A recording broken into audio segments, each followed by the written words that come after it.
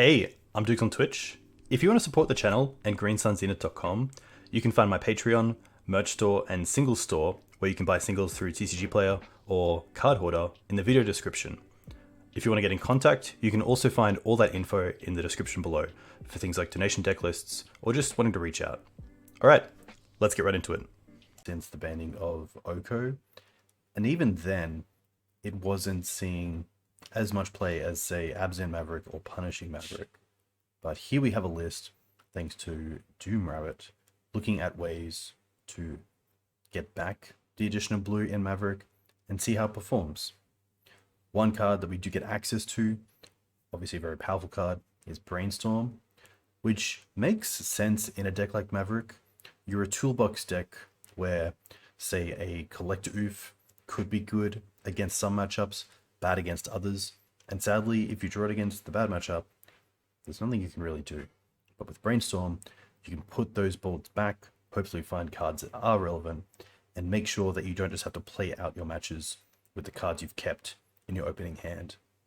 Very similar to cards like Wasteland or Karakas. If you want to have them as targets for Night and back in the deck, Brainstorm's a great way to put them back. It's a great way to make sure that you're not drawing into late game mana dorks, and is all round a pretty sweet card. The downsides, Orcish Bowmaster. We're already a deck that is pretty unlucky against Bowmaster with its built-in ETB, because we have a pretty high amount of X1s and 2/2s that would allow Bowmaster to trade with quite effectively with its token as well. So by going with both a X1 or 2/2 creature deck and also incorporating Brainstorm, you really don't want to run into Orcish Bowmaster. Probably a lot more than other decks. However, what we do have is Daze. Now Daze in this sort of deck is pretty sweet because we are a deck that can power out Noble Hierarch turn 1 of something like a Tropical Island, and then back up a Daze with Wasteland to take our opponent off further resources, which is really nice. The mana base is 2 drops, 2 Savannah, and a Tundra, along with a basic forest and a basic plains, as ways to play a little bit around Blood Moon, but also play around Wasteland decks like Delver. I did want to try out 3 drops, 1 Tundra, 1 Savannah, because I do think we'll be going for trop early on just because of Daze, but it will depend on the hand as well. If we have things like a Source of Plowshares or Mother of Runes that we want to also deploy without having to rely on something like a Hierarch. This deck also isn't running Thalia, which typically you would see in Maverick, but a little bit like Punishing Fire, this deck is running 17 other spells that are non-land on creature, so you are going to be taxing yourself a fair bit in a deck with Brainstorm and Daze. Lavinia is pretty nice, as it is a legendary hatebear, a very traditional one as too. 2 CMC for 2/2 with a disruptive feature that only hits your opponent as well. So each opponent can't cast non-creature spells with mana value greater than the number of lands that player controls. So you think of Force of Will until they actually have 5 lands in play. You think of potentially Natural Order before, when your opponent has a bunch of creatures in Gaia's Cradle. There are actually a lot of cards that come to mind. Even Khan the Great Creator of Ancient Tomb. I think Lavinia is pretty cool. And of course, whenever an opponent casts a spell, if no mana was spent to cast it, counter that spell. So, straight to mind, LED, Lotus Petal. You might think of Rhinos and spells they're going to be cascading into. You could also think of, well, if Thalia was in the deck, then they would be paying 1 for the LED, and therefore Thalia is kind of a no-bo with Lavinia, because your opponent is obviously paying for the spell. Leyline Binding is another big one. Leyline Binding is a lot different when your opponent has to wait for 6 lands in play than when it's just on the board. So in this case, we do have Collector Ouphe as well. It's a pretty nice 2-drop hatebear that is also good against some of the more unfair decks in the format. And we're going to be trying to run off Collector Ouphe, Lavinia, and Daze to some extent against combo to try to eke out those game ones. A card that I kind of like as well as a Green Sun's target is Lagrella the Magpie, which is BANT colors, green, white, blue, for a 2/3 legendary creature. So not great, but when she enters the battlefield, exile any number of other target creatures controlled by different players until Lagrella leaves the battlefield. When an exiled card enters the battlefield under your control, this way, put 2++ counters on it. So you can actually exile your own creatures to play around something like a Supreme Verdict, and then once the Lagrella leaves play, your creature comes back with counters on it. Just kind of cool. This is a great way to get rid of tokens, especially from our opponents. Things like constructs, maybe a Marit Lage if needed, and it can be Karakas. So we do have multiple ways to actually make use of Lagrella, which is pretty sweet. Legolas's Quick Reflexes. This is actually one of the first times I've actually played myself with Quick Reflexes in Maverick. Only with, I believe, one match or one league so far with Abzan. This deck has some pretty nice ways to make use of it with things like Knight and Mother of Runes, but it's really just there as Mother of Runes 4/5 to potentially protect some of our creatures with the Hexproof feature more than the Fight feature. But the Fight feature will come up because 4 Swords to Plowshares and Lagrella is pretty light when it comes to creature removal. So I think where BANT really struggles is just having that extra removal that is pretty efficient. I did want to try out March of Otherworldly Light, I believe it's called, but I thought it was a little bit too, just a little bit too costly and just didn't come up too often where I was trading on mana effectively. So I didn't opt for that. Uro is another card that you sometimes think of when you think of BANT, especially Maverick, but Uro is just a little bit too clumsy in Maverick, I find. You don't really want to be exiling cards in your graveyard because usually it's either creatures for Ooze, which is kind of old school tech, but then also lands for Knight, which is pretty big as well. There are times where you do want the ability just to gain some life against something like Delver, but we do have Ooze for that as well. So I haven't actually put an Uro into this deck. Meddling Mage is another one that you might think of when you think of BANT, which we'll go to the sideboard here. We only have the one Hydro Blast on the board. Everything else is something you could play in pretty much Green-White Maverick, Abzan Maverick, Leyline of the Void. Leyline I really like in this deck because you do have Brainstorm to get rid of it when it's not relevant.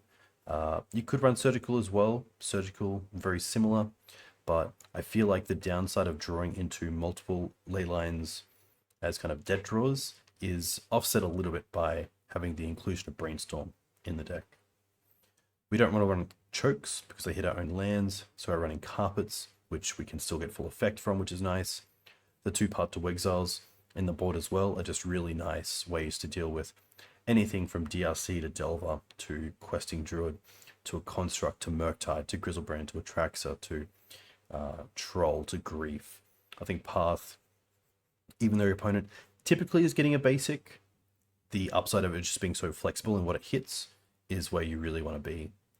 One thing I will note is that I do find that a fair amount of players post board against Maverick will go for basics early on, just get their mana set, play around Wasteland a little bit, and therefore if you do Path to Exile a creature in the early to mid game, potentially they don't even have any basics left.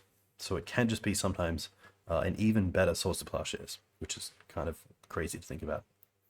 The Gaddock Teeg as well as just another nice way to keep some effects off the board from the control decks, like Supreme Verdict, Fourth Erolingus, Leyline Binding, Prismatic Ending, Jace for those still repping the old man, and then Blast Zone, which I think is a fine card to have in this deck. Against something like Delver, Blast Zone can actually be quite good, and typically your creatures like Noble Hierarchs or Mums don't actually stick around that long. So if I can get some mana out of my Nobles, get some bigger threats on the board, and then Blast Zone the board away, I'm pretty happy. If I can blast zone and get something like elves, I'm pretty happy as well. Just because usually their creatures match up a little bit better than ours.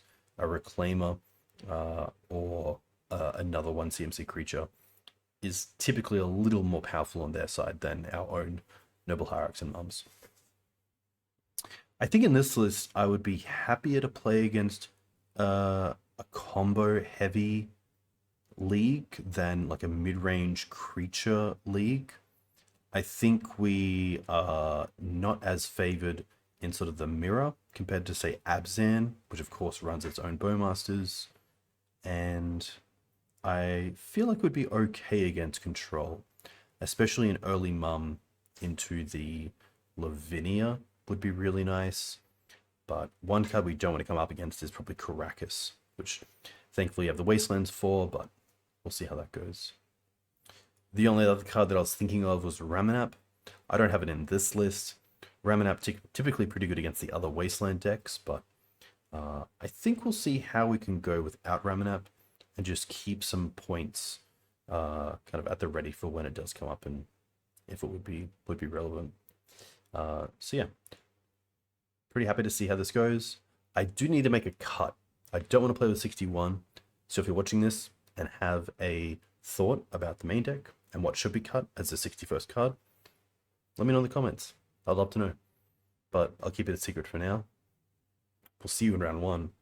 A big thank you to Doom Rabbit for the donation deck list. Of course, if you would like to get featured on the channel and send through a donation deck list, you can check that out all out at the greensuntheater.com support page found in the top nav. All right, we'll see you soon.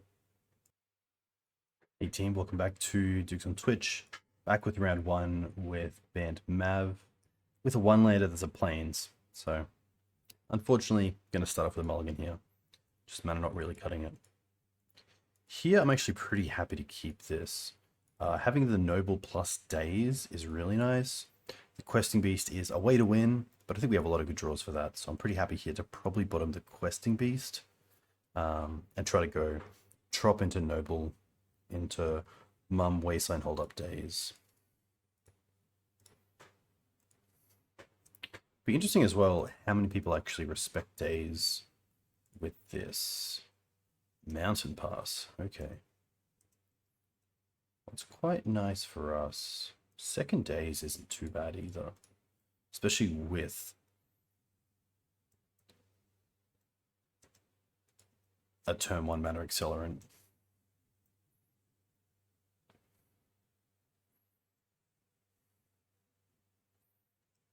Okay.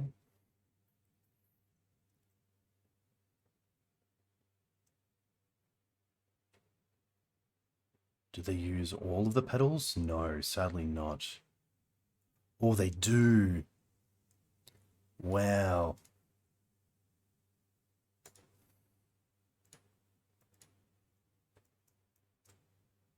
That's a lucky one. Do they have Simeon's Spirit Guide? No. Perfect.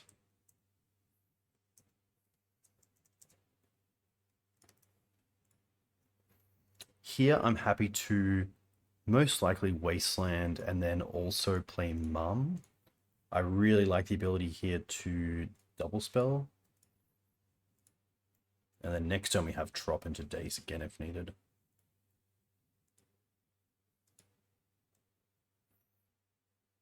Lightning Bolt, that's fine. So let's have a quick look at this one. 5 mana. Discard your hand, then exile the top 3 cards of your library. Until end of turn, you may play cards exiled this way. Chandra deals 2 damage to any target.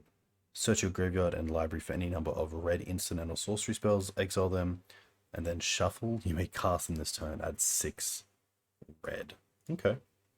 I kind of like playing the Windswept here, just in case of like Soul Land into Blood Moon.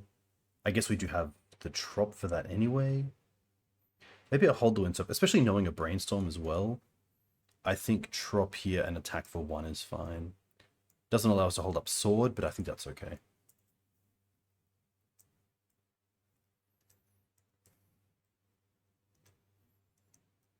This is a situation where Questing Beast would have been quite powerful. just to really try to close out the game quickly.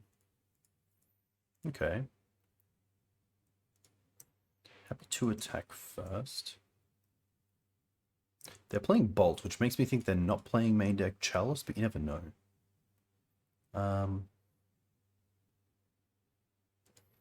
Savannah into another mum.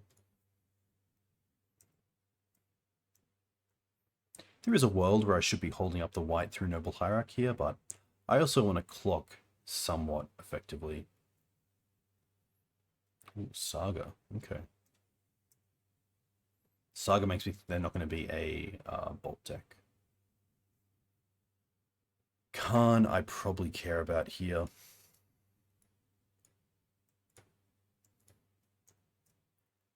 Damn.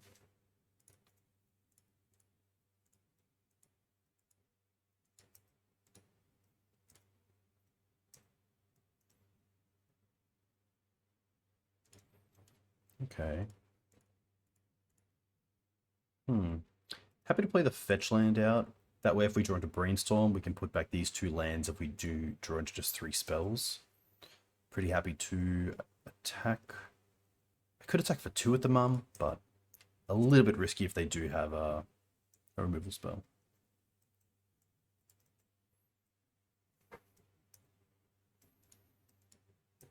Two cards, but no extra mana to actually make the token either, which is huge for us. Okay. Drawing pretty dead here, but we can't be too unhappy.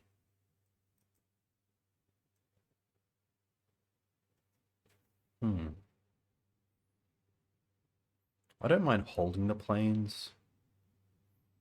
Just if they do have like a Blood Moon effect, they might play it, and then we just have the planes. I'd rather not show that.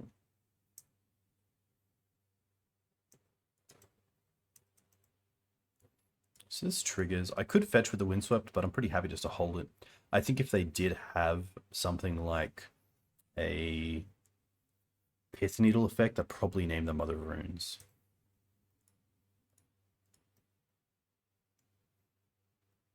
Wow, they didn't tap it for mana. Huh. I wonder why. But now at least we know what we're up against. It's mono red painter with a few extra planeswalkers in the mix. I could be fetching for Dryad Arbor, but I really want to hit a Brainstorm potentially. That's a fantastic draw.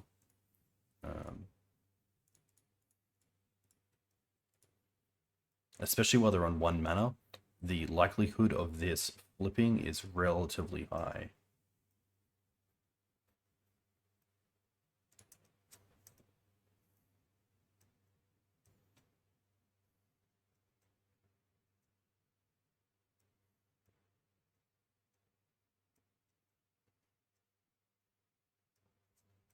Those Dazes were really, really nice at just keeping a big threat off the board. We're pretty happy here to save the mum. At worst case, if they have a removal spell for the Outland Liberator, we can just trade with the Grindstone.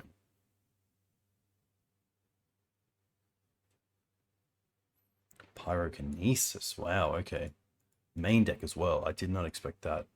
Well, I guess here we're just going to hit the Grindstone. And then that happens.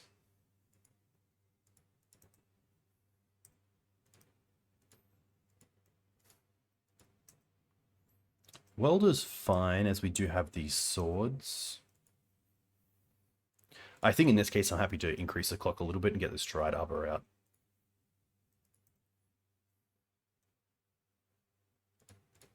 Okay.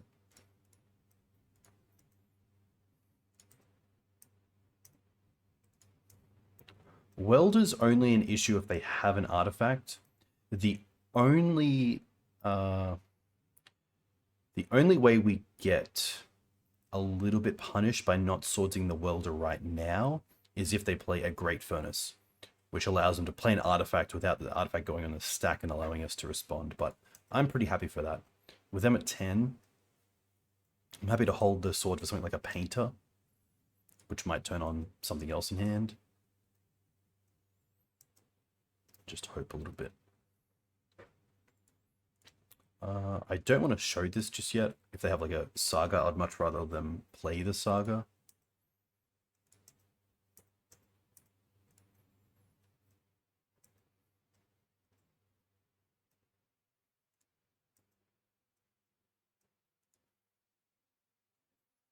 Do I want to play the Karakas? I can't think of them having a legendary creature, and potentially it's just a card I'd rather put back with a Brainstorm. At this point, we have 6 mana to play with, so I'd much rather just not have more cards in hand that are unknown. I think is better for us.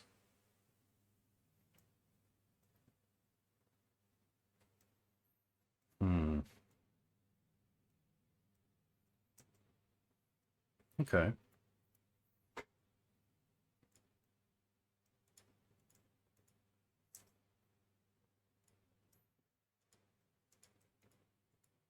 Sure. Well, there goes our 6 mana. They didn't attack. That's very interesting. Maybe they think of endurance.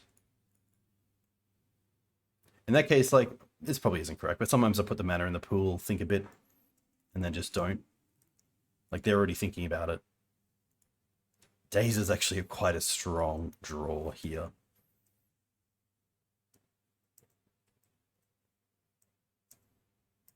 But we'll see if they attack this turn or not. No.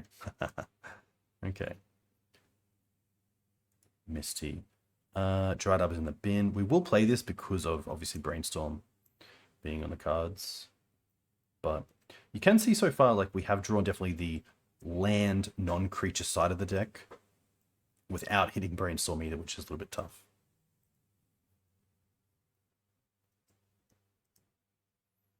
All right, here we go. Okay.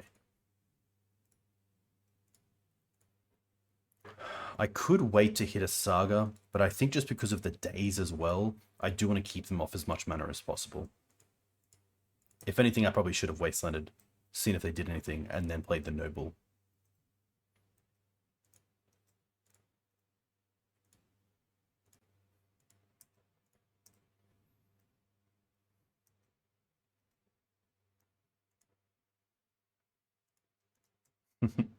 All right.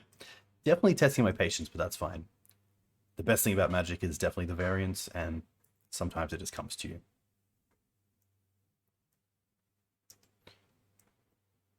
All right.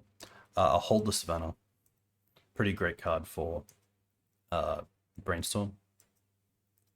And at this point, we don't need the mana.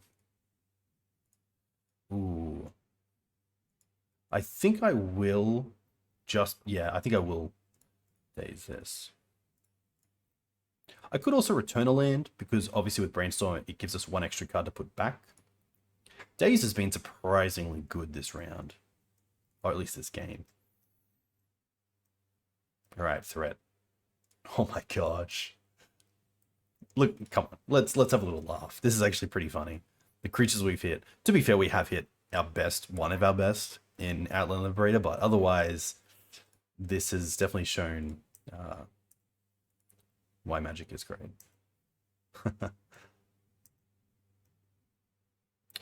I will play the bird. There's a world where I just want to get in with Exalted in the Air, potentially.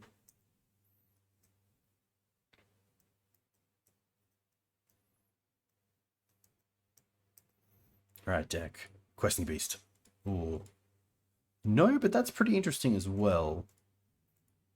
It does stop Lotus Petal. They've already played a few, but... Does it also... Wow, it also stops Evoke. Now the question is, do I actually want to show this? And I think it is... I think it is reasonable to show it.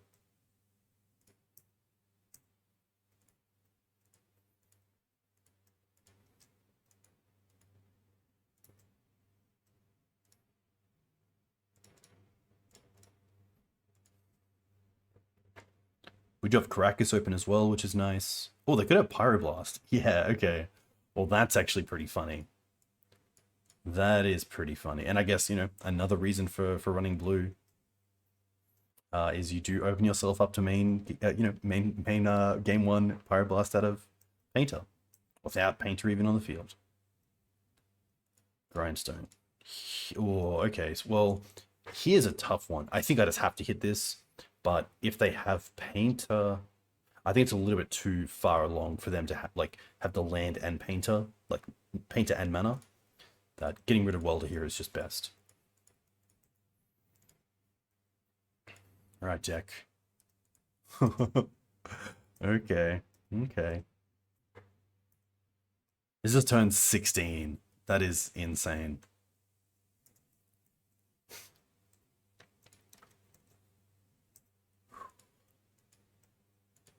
Okay, that's fine.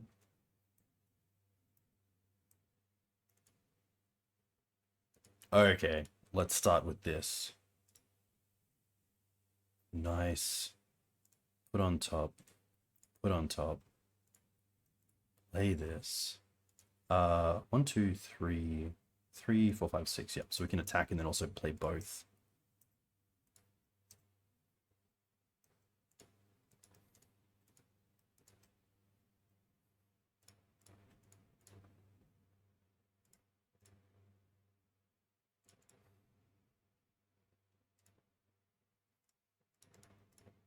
Double threat's really nice. And now they only have 2 cards in hand. Like, potential, like, okay, Painter LED, but a lot of lists don't run LED these days. So here we should be fine. Bray's Apprentice is fine as well.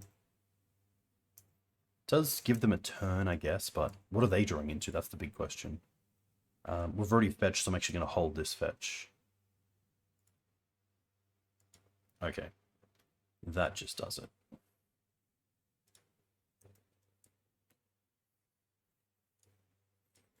Yeah. Swords of Thopter. Eat some creatures. Attack with both. We have lethal. Nice. 18 turns. It took 18 turns to find the winning thread. Alright. We're up against Painter, which I obviously love the Force of Vigors for, the Hydroblast, and I think the Paths. I don't think I want anything else. We did see Planeswalkers, so Teeg is potentially interesting. They also run a mix of Pyrokinesis and Fury, which I guess a mix of Lavinia and Teeg to turn off. That is pretty interesting. I could see that. Legolas's Quick Reflexes I do like as extra removal. Because of Blood Moon, I also like the Birds and Noble. Potentially the Dazes on the draw are just where I don't want to be. Lavinia does stop a fair bit, so I don't mind having it. The Lagrella is fine, especially getting rid of tokens, like construct tokens. It's quite good there. Endurance just buys us a turn. Knights are okay, but not the greatest. I don't mind trimming on a knight. Ooze is nice against the goblins. Mums are nice against the, like... Mums are nice, but not like... I'd probably rather have the mums than Legolas's Quick Reflexes, but knowing about cards like Fury and Pyrokinesis, that does change.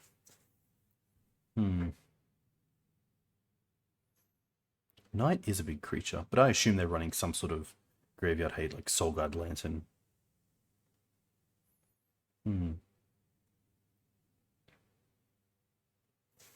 Maybe, yeah, maybe the reflexes are where I want to go. Uncounterable protection is nice, but I like having the mums out. Yeah. I think this is where I'm pretty happy to be. I don't think the Blast Zone lines up too well. Containment Priest is okay at stopping creatures coming back from the graveyard, but I think these are pretty heavy hitters that I'm okay to see how this goes out.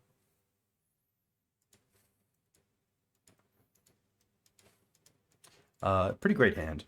We have access to Force of Vigor. We have access to turn 1 Mum or Noble or Sword. We have 2 mana. Another land off the top would be great. Anything off the top really would be great, so I'm actually happy to keep this. Opponent's gone to 6 cards.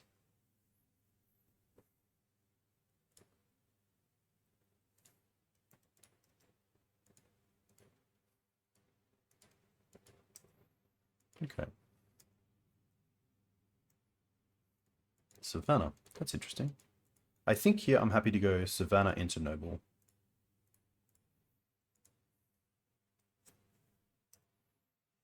Don't need to Swords the Welder just yet.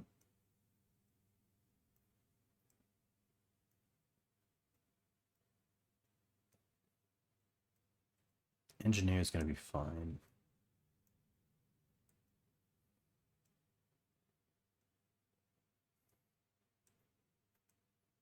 Ooh, Sundering Titan. It's a little bit scary.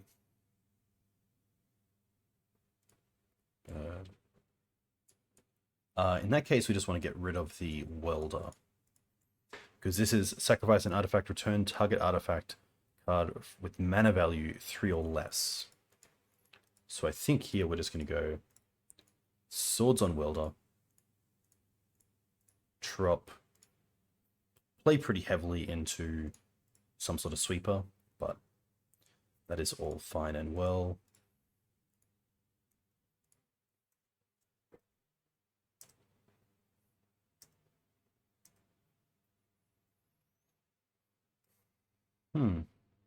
That's fine. If I had another hit, there's a world where I Force of Vigor this before they can tap the Saga for mana, but that's okay. I think if they play a Fable, I'd be pretty happy to hit that. Twin Shot Sniper. Ooh, that is something they can get back. Okay.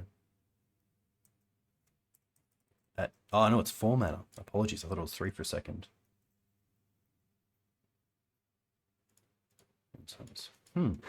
Okay. Honestly, here I kind of like Lagrella to take them off this. I could also just go Questing Beast, but...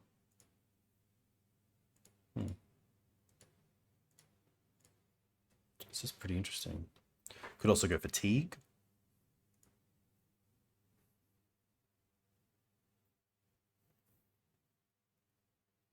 I also don't mind just going for Ooze here either. I think Ooze is pretty safe.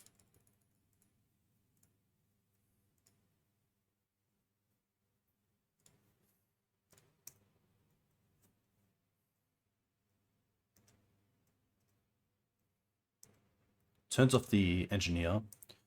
We have more than enough creatures to eat as well, which is cool.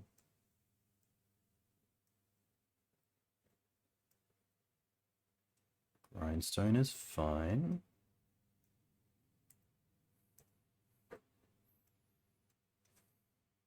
So here's a really interesting thing. We have access to 2 mana, 2 green mana, which makes the Ooze a 4/4. If they have a Bolt as their last hand, they can obviously remove the Ooze. If we untap, we can then play around Bolt essentially because we eat, say, Twin Shot, and then they Bolt. We then eat Sundering and Mum. If we eat Twin Shot, they do nothing. We then eat Sundering. They Bolt in response. We then have Mum to eat as well. But I think at this stage, I'm pretty happy just to not play around Bolt as their last card. Okay. I think I will keep this Fetch around though. Let's have a quick think. What am I doing next turn? Probably just holding up Force of Vigor Hardcast. So honestly here I'm actually going to fetch for a basic forest. And they probably... The only thought about the basic forest is Blood Moon, but I think in a Saga build they're not going to play it anyway. So I think here I'm happy just to get the... Probably the Savannah. Yeah.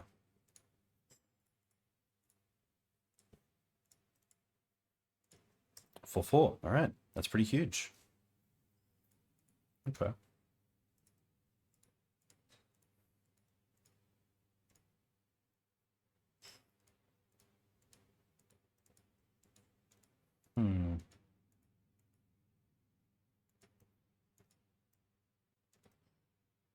I do like attacking here and holding up the Force of Vigor, but I'm not sure currently what my targets are going to be.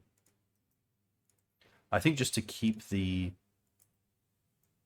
clock off the board, it's going to be the Saga and the Grindstone here.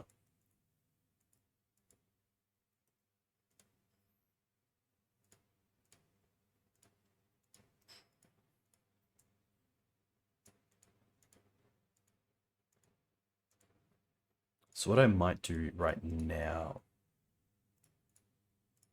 is hit these two, and then they can't use the engineer to get it back.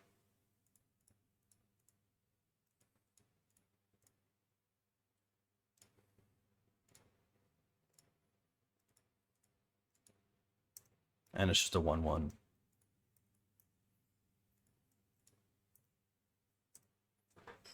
Now in, I would say, a very nice spot.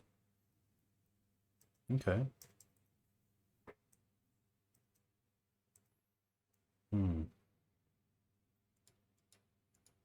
That's really nice insurance. We do get to attack.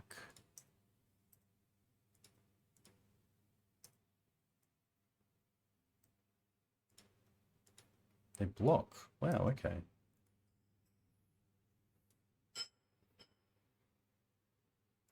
Now I think what we do is fetch. Get the forest. And then we get to cast Lavinia and also Green Suns for Outland, holding up a mana.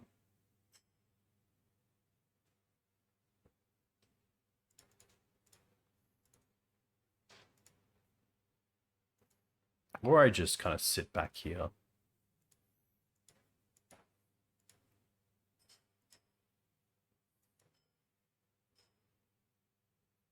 Two, 4, 6 mana is actually enough for Grindstone down to 5 mana, Painter down to 3 mana, 3 mana to activate. So I think I will actually go ahead and Green Suns for Outland Liberator.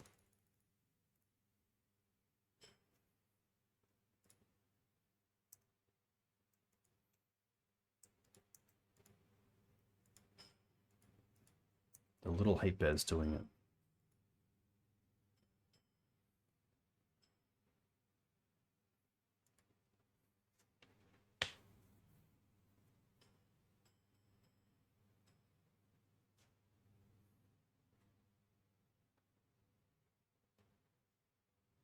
Recruiter.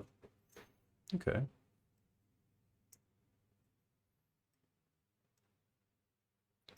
Probably Painter here.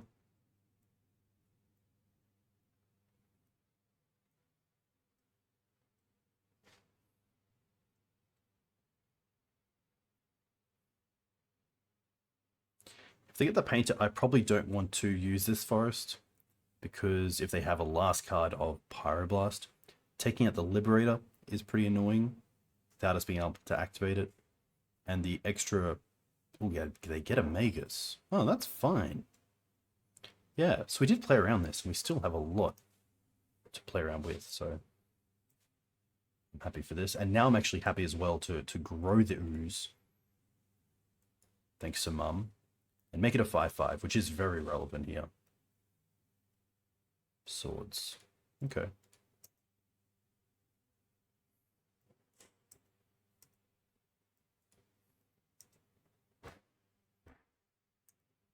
I don't want to do anything here. I want to flip this Liberator and then just hold up swords off the mana dorks.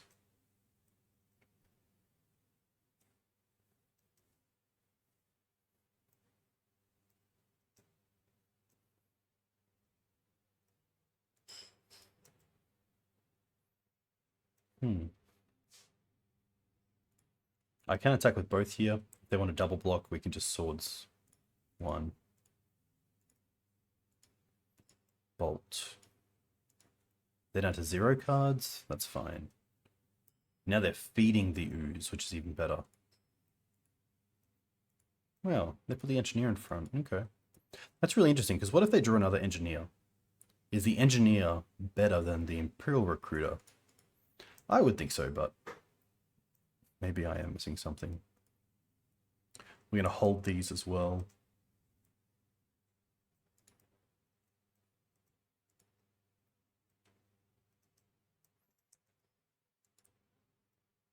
Interesting they played the land as well, because they're only drawing 1 card a turn.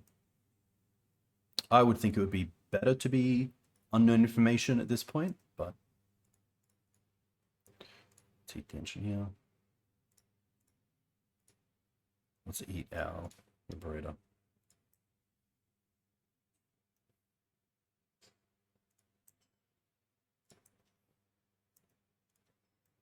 Happy to pretty much play the Abyss for a few turns.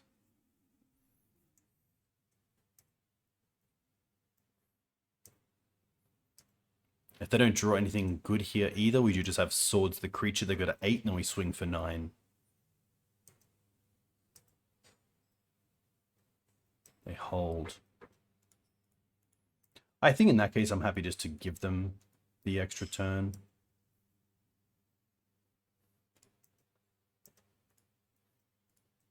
Like there's a world where they have like Painter and Grindstone as the last 2 cards next turn, and we really want the sword. I kind of like in this position just playing to the board. And now we even get to play the knight, which is nice.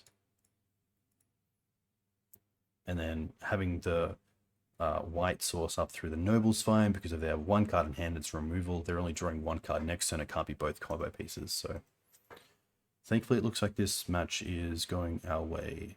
Bolt is fine. Potentially they have a sweeper, but it also has to deal with the 8/8 Ooze. Not sure if they have that. Maybe Khan into Ensnaring Bridge?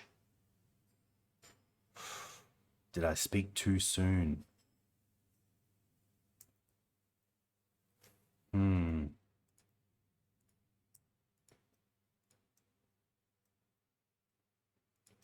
Okay.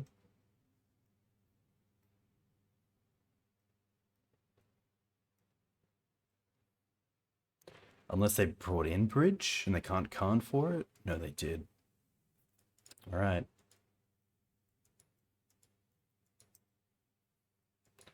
Yeah, maybe I should have bolted the Magus, but here we are.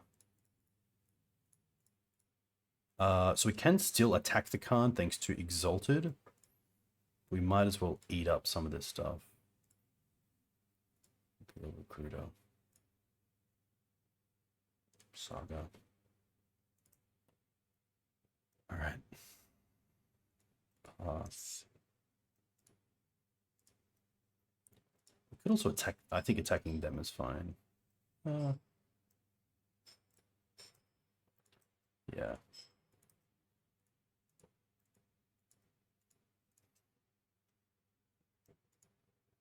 I could wasteland them, but I think at this stage it's not worth it. I think I'd rather just have the ability to draw a card.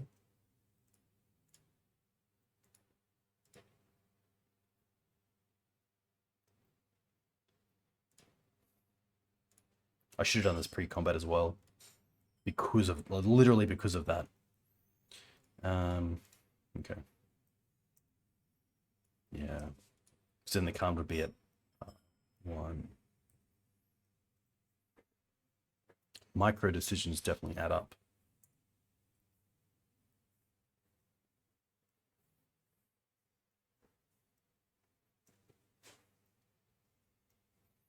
Okay.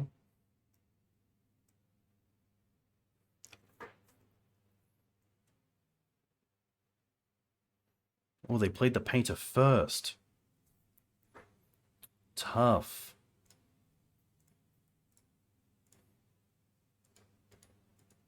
Play the Grindstone first, then removal might not work the way you want.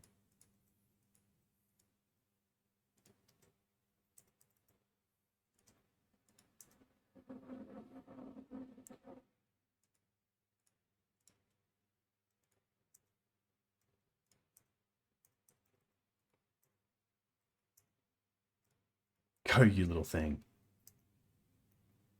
I think again it is worth drawing again. Should have done it in main phase 1, but here we are. Okay.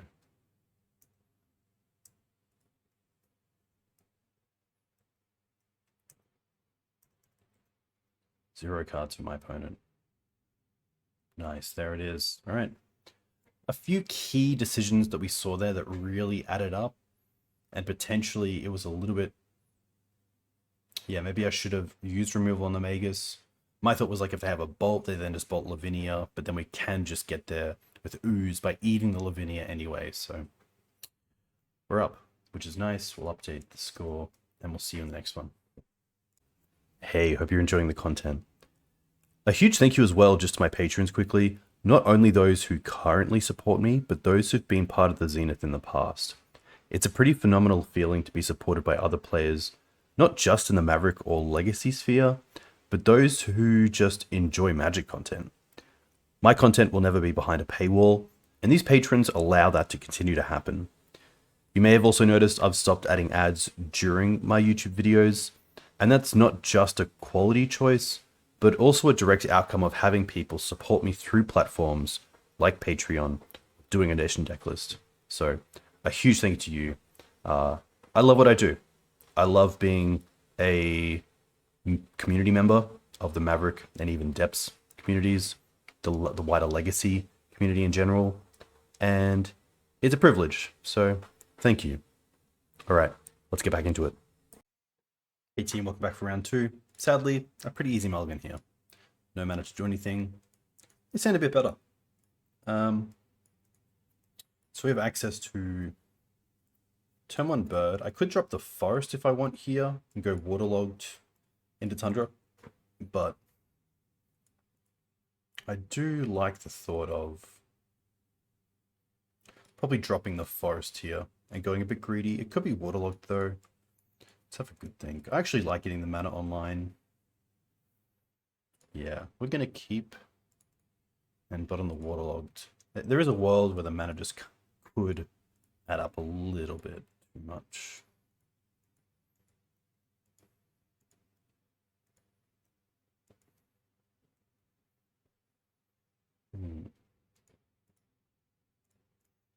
Forest doesn't allow a triple spell next turn of Wasteland Swords and hold up Brainstorm, but I think that's okay.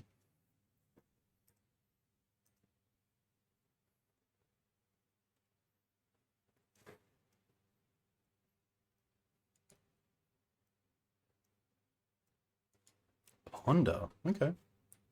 A little bit of a slow start for my opponent, which is fine for us. They chose to shuffle as well, which is great for us. We're just going to Wasteland here no matter what. And then I don't mind just holding the Brainstorm for now. Best case is we find a Noble Hierarch. But I really like just passing. Especially with like if they go land into DRC, we have swords around Daze. Different Volcarts. Okay. Let's see where this is going. Green Suns.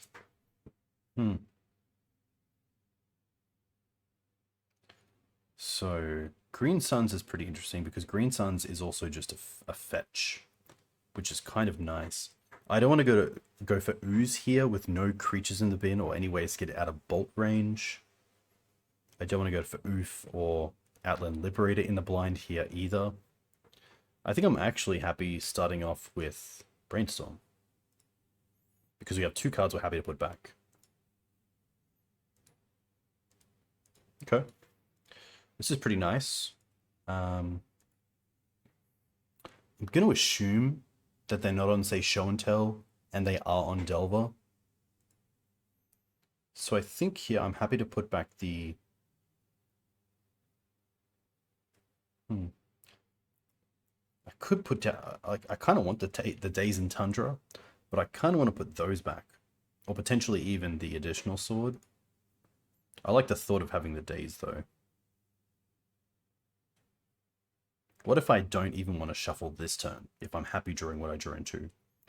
So if we put back probably Savannah and Sword. So it'd go Sword and Savannah. Play Tundra, play Mum, hold up Daze. And then Green Suns the following turn. Yeah.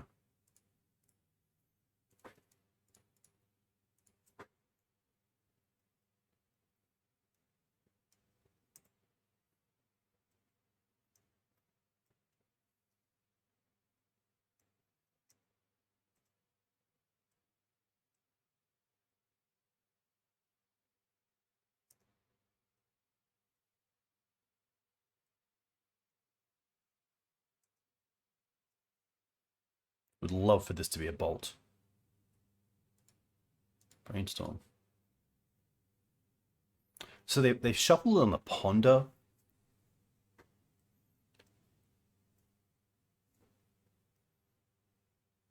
In this spot, I'm actually happy to fight over this. Just because of the shuffle on the...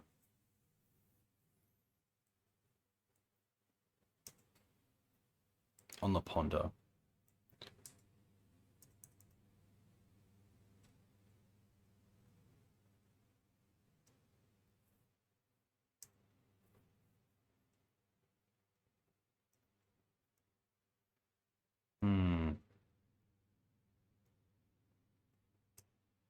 Bowmaster's really good here. And a big reason why Dazing the Brainstorm is pretty ineffective.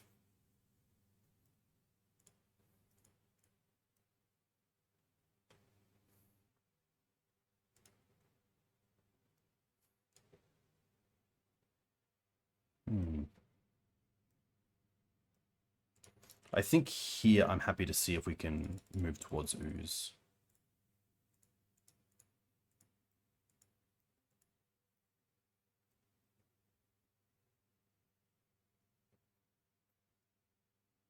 They're going to force it, pitching Murktide. Okay. It's a bit of a win for us. Hopefully that's a second Murktide, because we do have another Swords on top, which I don't really want to throw towards this Orcish Bowmaster.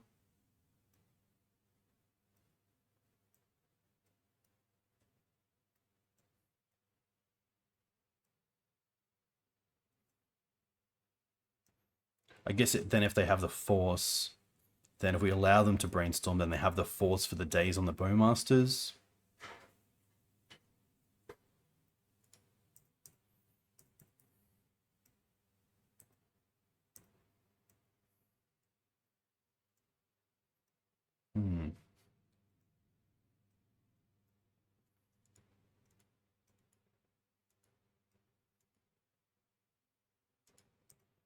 Okay.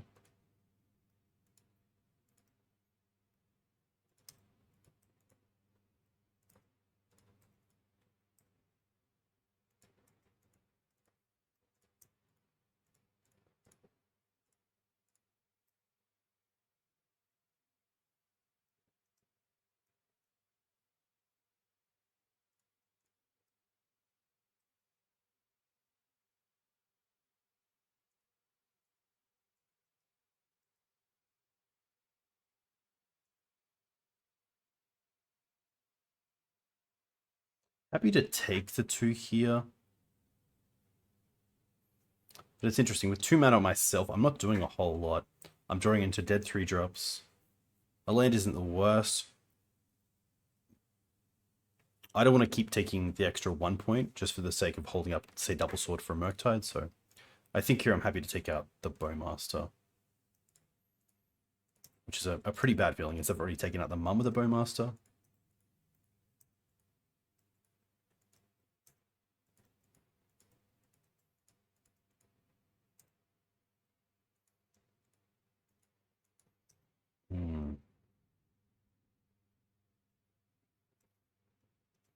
Probably Swords and Upkeep here.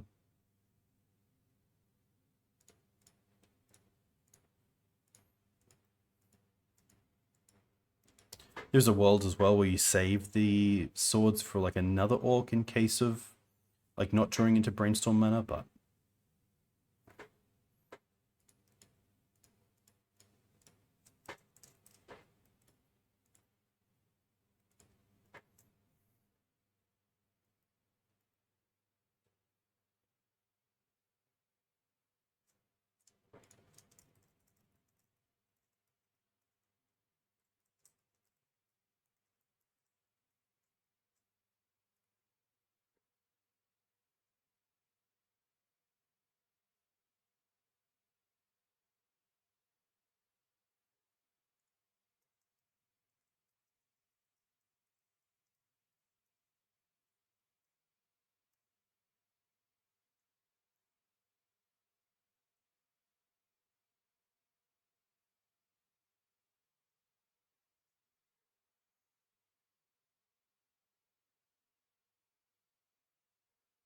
Opponent is a big fan, which is really nice, as they slaughter me.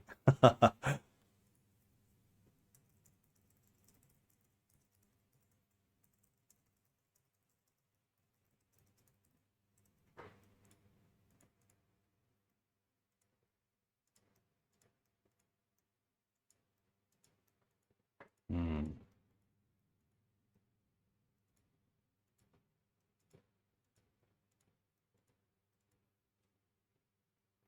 I would say we have two-ish draws.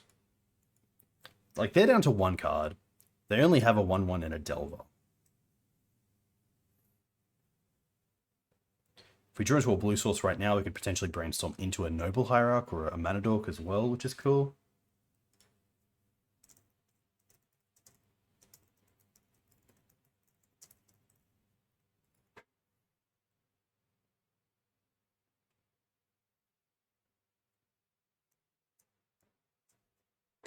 If it doesn't flip, does my opponent fetch a 4 draw? No. Okay, Ponder's pretty good.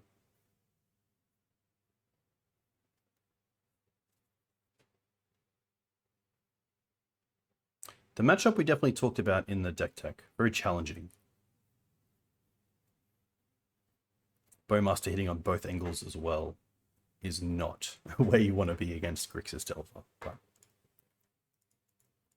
I chose to not shuffle Delver, knowing the card on top as well.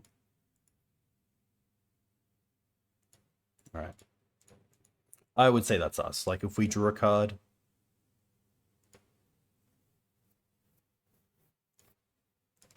can we? No, we can't. Okay, that's all good. What do we like? I like the Hydroblast. I like the parts. I like the carpets. Blast Zone's interesting. Probably not in this case. I think what I'll take out is the Lavinias and the Collector Ouphe. I don't mind everything else.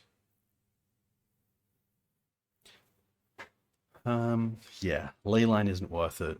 Teeg isn't worth it. Blast Zone, potentially better than Karakas. Karakas and Lagrella are kind of cool, but like, if you have a creature in play and also Karakas open, you're already in a really good spot.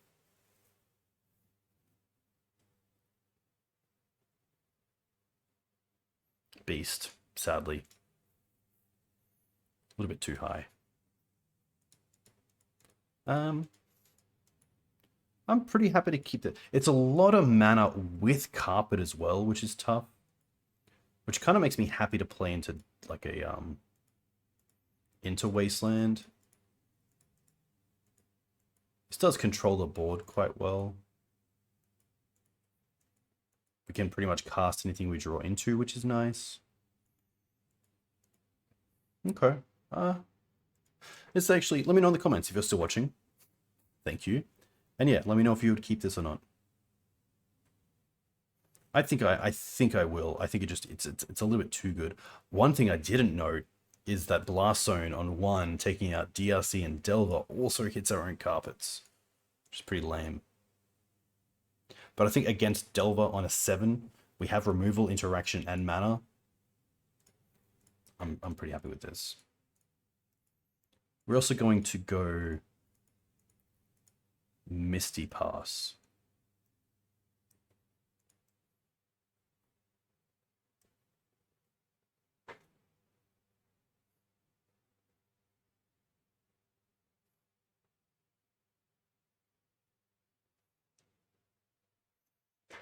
All right.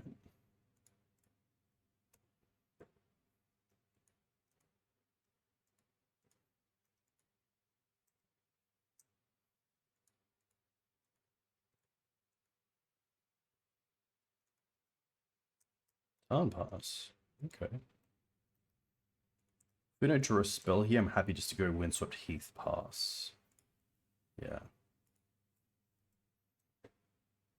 I don't really want to play the carpet until they get out some islands.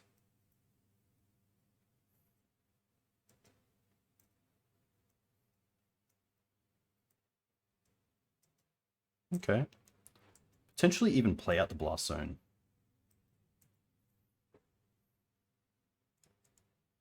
Second carpet.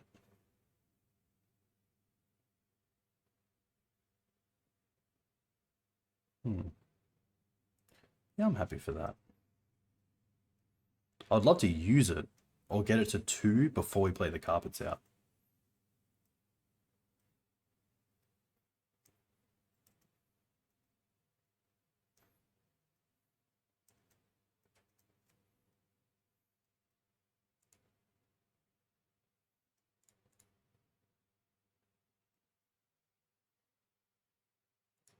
Let's go for Trop and Tundra.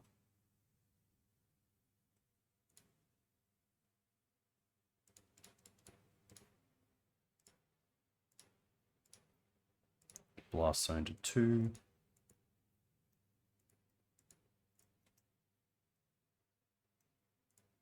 Okay.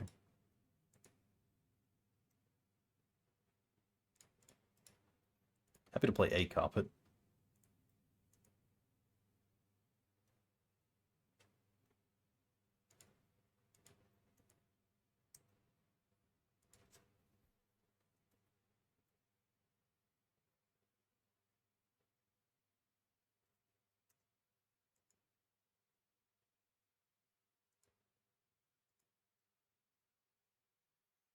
Oh, we're gonna force it. This feels pretty good.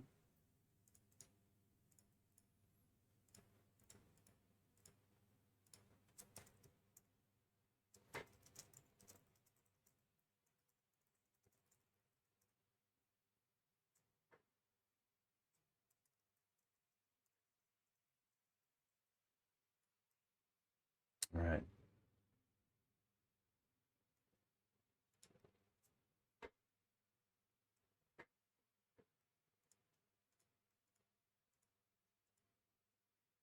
It's a very control-y kind of feeling, and I don't like it.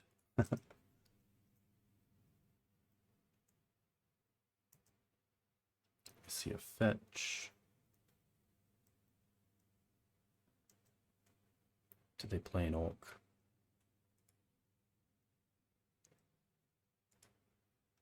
I think I am happy to just Daze this. Even though the Blast Zone's on 2, this actually going into play, I'm not too happy about. Like them getting a token as well. We have clean answers to the other threats, which is nice.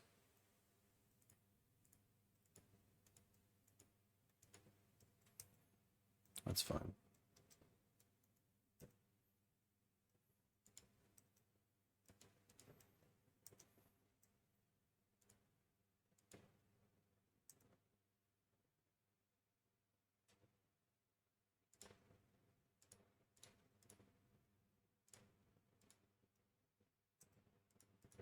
Feel like they have a bow seeing they wastelanded the Blast Zone, but you never know.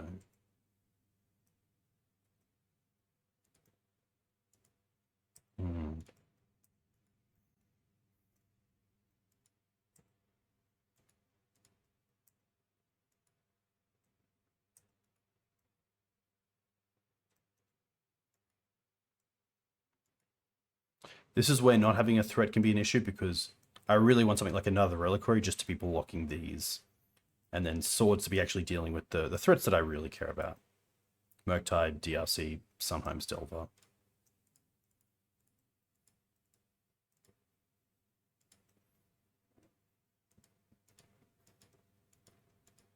So Merc here, pretty happy to see with double swords in hand.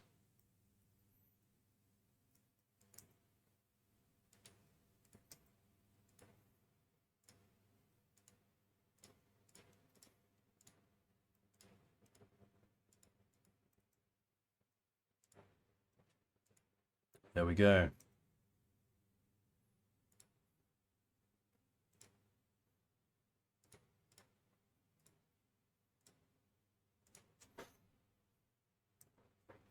That's a pretty great feeling. And this is exactly what we talked about. We want to threaten the board. Just keep these Bowmasters from attacking.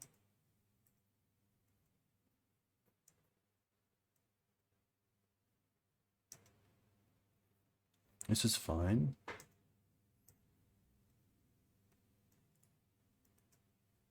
And again, pretty happy to just keep this off the board.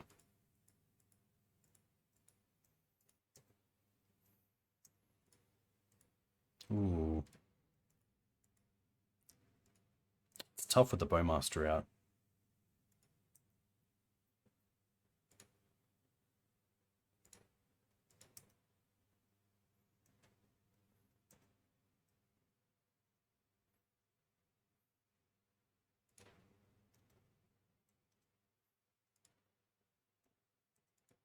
We do have a few things to draw into.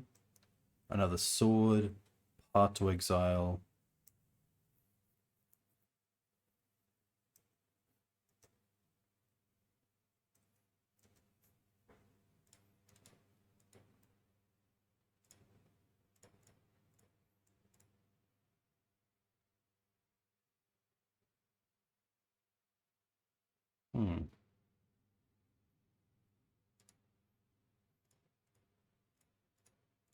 I'm taking off the black source here. Cool. Ooh, okay.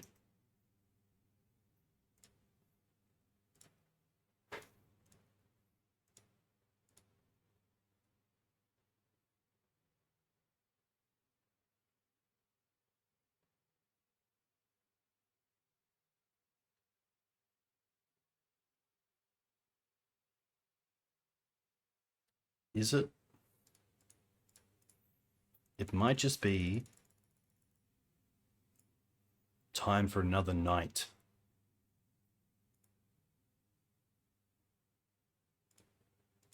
Daze.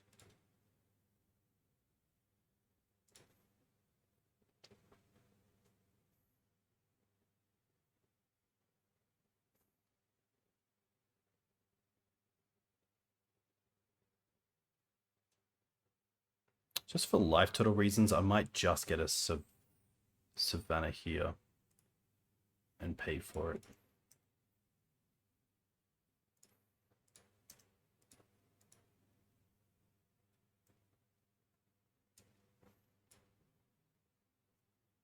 Ligrella is interesting though, but I think a second night is just a little bit too good.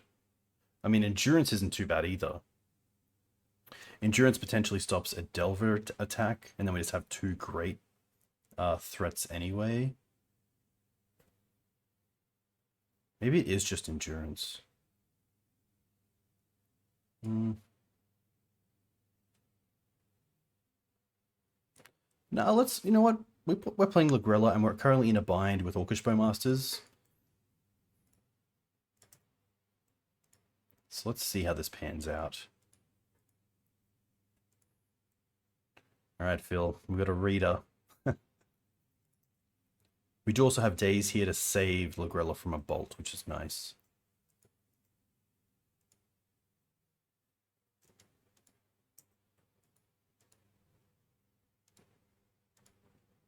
No flip. Okay.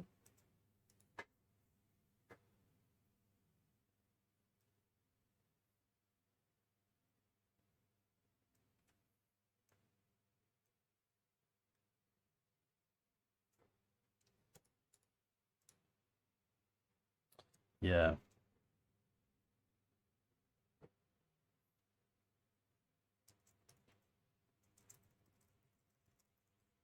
But it says let's take him to game 3.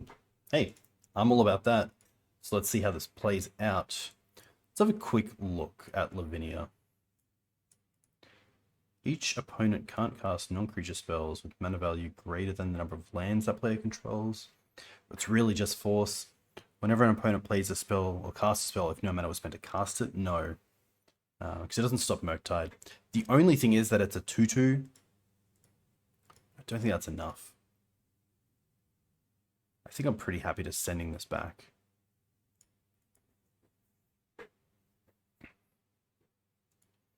Three lands, 4 spells on the draw. Very happy to see. 2 are close with reflexes, which is nice. So we'll see how this goes. Especially Trop into Daze.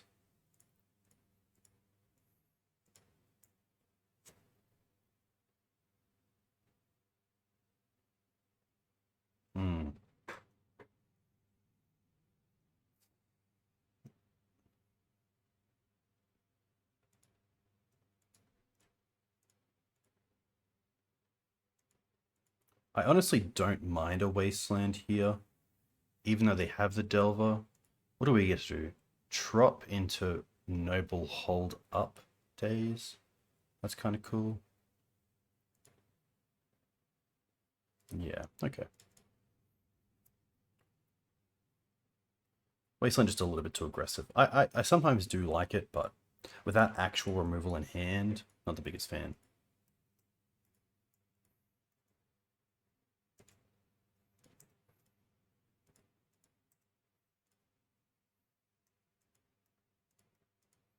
No flip. Ooh, that means Legolas's quick reflexes could get there.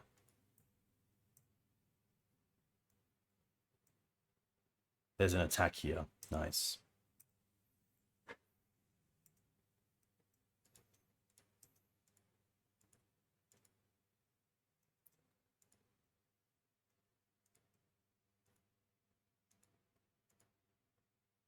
Hmm. Let's try.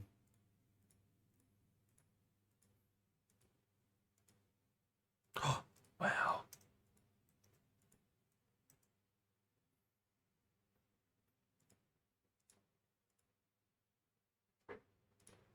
Oh, so here we get to go. Attack. Give it 1 power. And then untap Noble.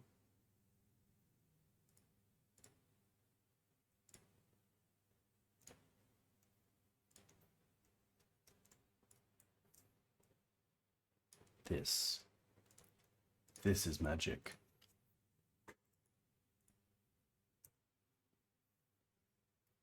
I could use the green to Green Suns, but I think here I'm actually happy just sending this back.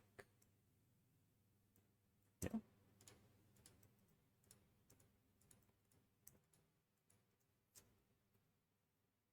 I don't want a 6 either just because of Daze.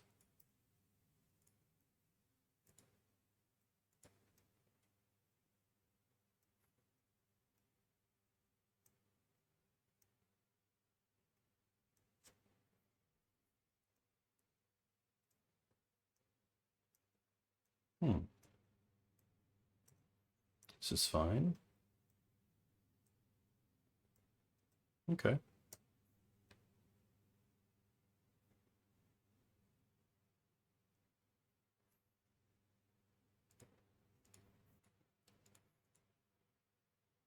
I'm going to play a fetch to play around Daze, Brainstorm now because I can, without them having a Orcish Bowmaster. Oh, yikes. Okay.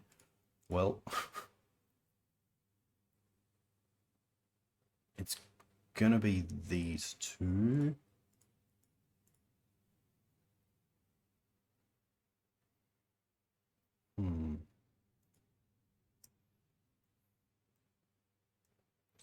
Question is it worth here going for a Dryad Arbor with the Green Suns? I don't think so. It would allow us to untap and potentially have 4 mana.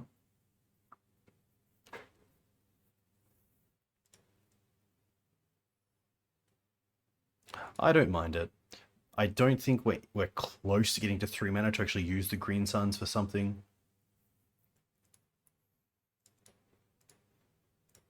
Like a removal spell, so I'd rather just develop my board a little bit here. And even a Daze isn't too bad.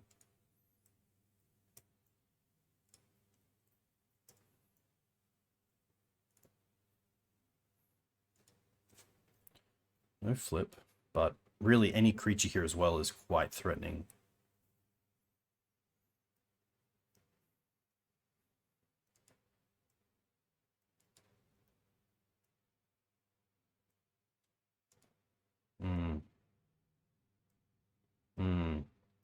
Like Blast Zone here would be kind of cool. Alright. Let's try this out. Yikes.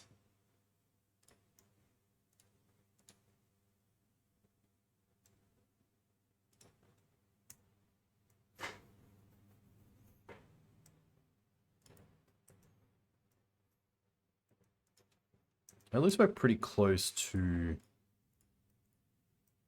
Oops. Okay. That's probably going to do it. We take 9. I guess we take 10 because we want to fetch. We get a 6. And that's really only Blast Zone we have.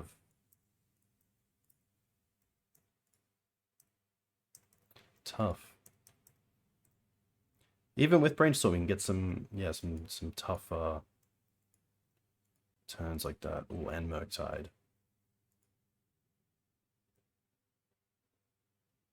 That might actually just be, oh, it'll be, we'll go to 1.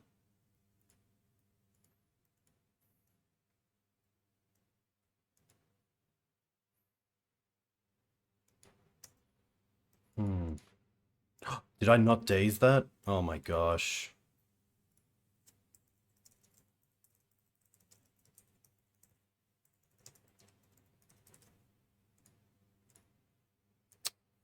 Yeah, I think we don't really have an out anyway. But we'll see. Yeah. Tough. Tough. Put up more of a fight, I think, than I would typically, but you can see where you really want more answers. When you have Punishing Fire or potentially Orcish Bowmaster dealing with these threats while also getting a threat can be pretty tough. So take that one on the chin, and we'll move on to the next. See you in the next match. Hey team, here we are with an okay hand. Turn 1, hold up Daze. Turn 2, Lavinia. Turn 3, Quick Reflexes and Lavinia. Let's just hope that this is going to be a combo deck.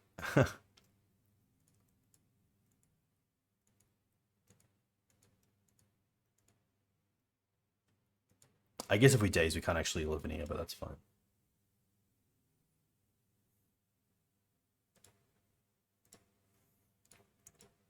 Tundra. Okay, I'll allow this.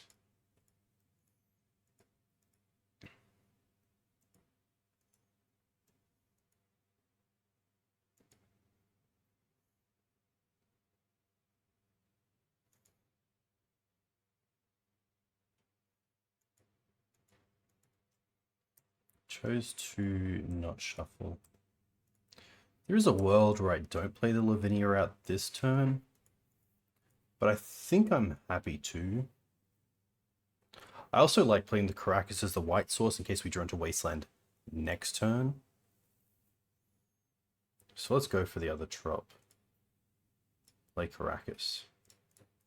Play Lavinia.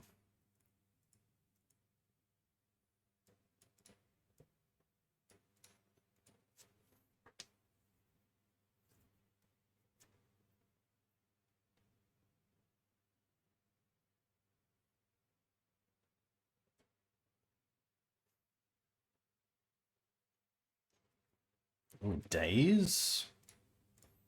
Well, Daze back.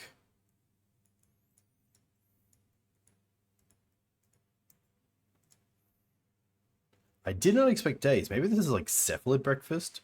Ponder, Daze, Tundra. Interesting one for sure.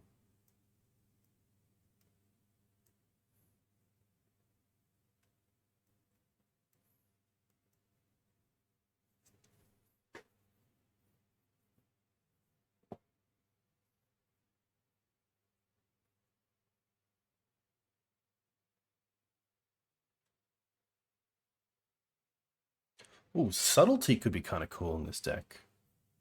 I never thought of Subtlety. Wow, they're not playing... Huh, they're not playing the land they played before. Okay.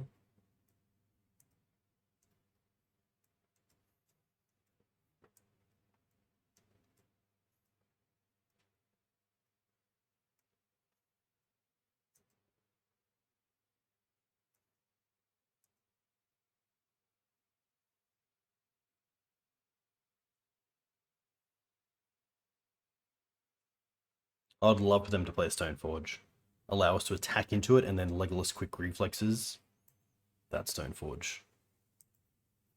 Okay, I am going to put them on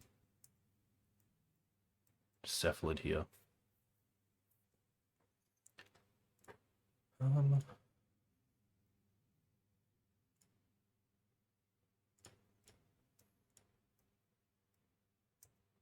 They can't Dread Return, which is nice.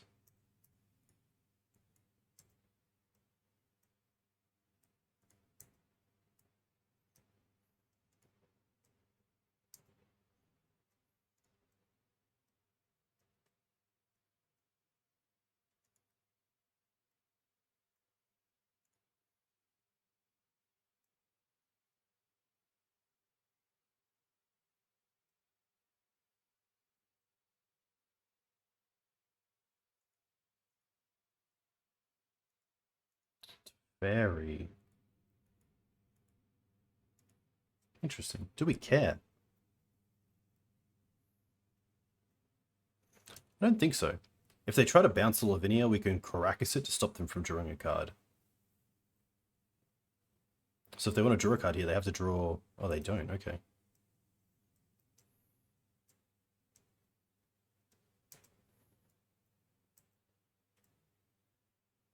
Hmm. 1, 2, 3, 4, 5. I think I like going for Questing Beast here.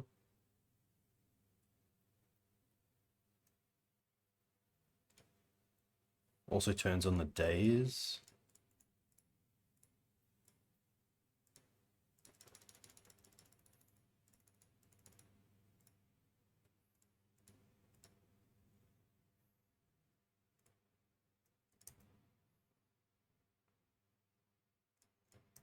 Attack them for 5, kill Teferi. And we have Daze plus Endurance if needed.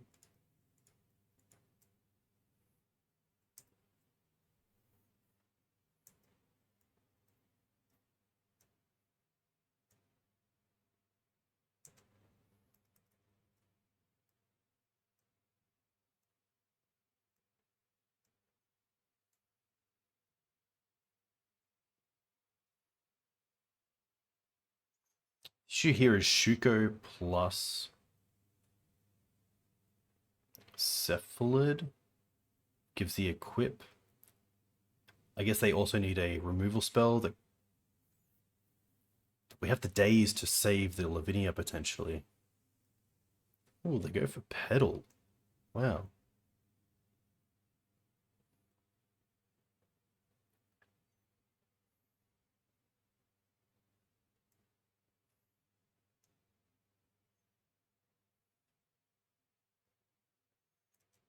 Okay.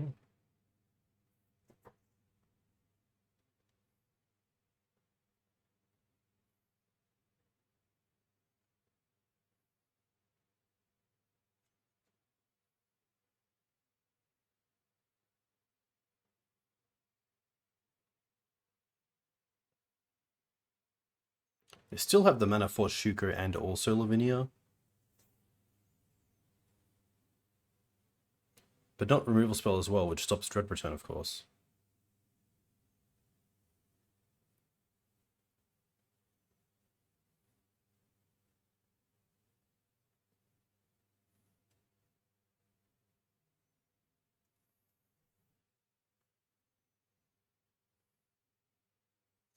I think if they lead with a removal spell, I'm still pretty happy to hit that. Plays a Saga. Okay. Stoneforge is fine, seeing we have the Legolas's quick reflexes.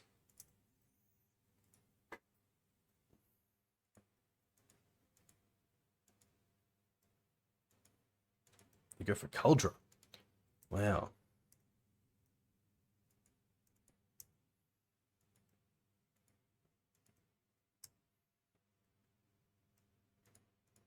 Wasteland's very good here.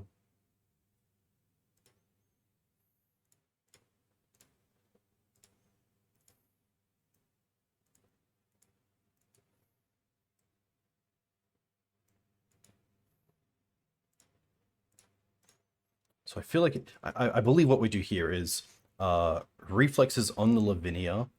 It does nothing about untapping, but it gains whenever this creature becomes tapped, it deals damage equal to its power to up to one target creature. So we get to go boom on this.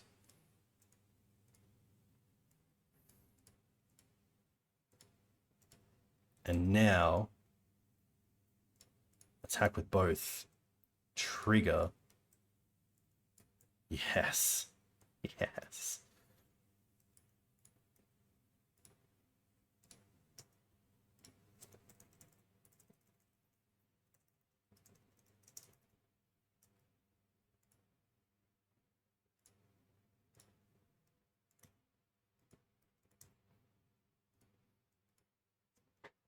Very cool. Now we have Endurance open plus Daze.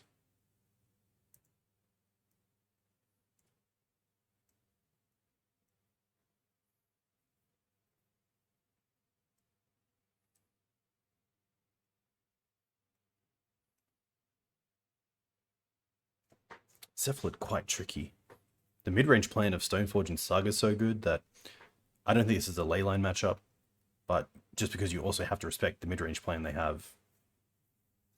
Don't typically see True Name Nemesis these days out of it, just because everything else is just so strong, especially Caldra as your kind of go-to threat. But I think we've like put a lot of removal into like the Saga Stoneforge side, and they haven't played the Cephalid side yet. It's definitely scary, but thankfully we get there. Alright. I like these. I like the paths. Teeg is okay, not great. Teeg is probably better than one of the extra Lavinias. I could see the quick reflexes. I guess because they're also removal, I don't mind them. The mums are fine, not great. Ouphe is fine. Liberator. Ooze is good. Endurance doesn't do a whole lot. The reason being, with how Endurance interacts with the Cephalid combo, is that... Sorry, it's been a long day. What Cephalid does is mill in sets of 3 to try to hit Dread Return and all Anarchamoebas to then bring back Oracle. And if you Endurance them, they just keep milling after that. They put everything to the bottom and then go after it. Most players will also run Cabal Therapy, which allows them to get the Endurance out of the hand, because the only way that it works is if they go for Dread Return on Thassa's Oracle, and in response to them targeting Thassa's Oracle with Dread Return, you then Endurance them, exiling the Dread Returners that have cast it, and then just putting Thassa's Oracle back into the deck. So that's kind of the way to do it. Interesting. Like, Daze on the draw potentially just isn't worth it. I'd rather just have actual threats. They aren't a Wasteland deck, so like potentially the extra carpet isn't needed. Like maybe I can take out the bird, because I do like the exalted creatures, especially for Teferi minus. Just have the one carpet.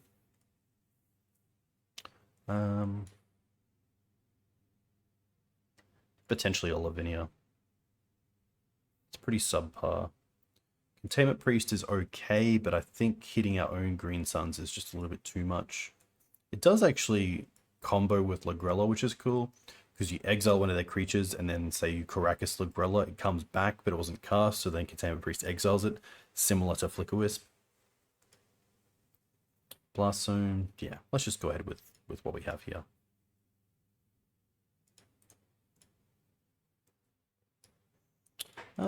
Okay, pretty happy to keep this. Brainstorms make it a little bit tough, but we have mana. We have Force if needed, like a Saga into Vile start. I'd be pretty happy to see.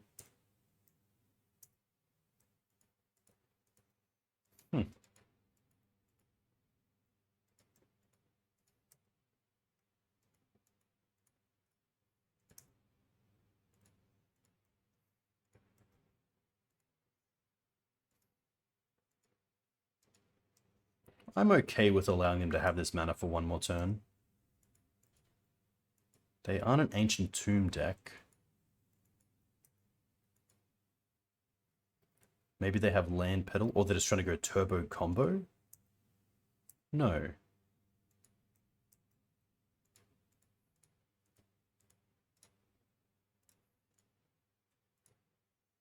Let's try.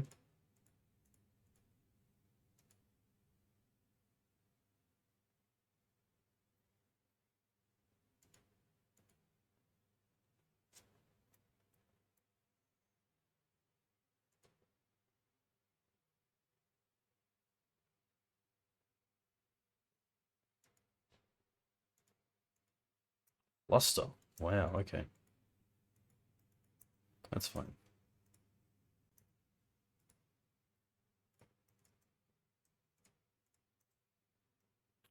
Wasteland off the top would be great.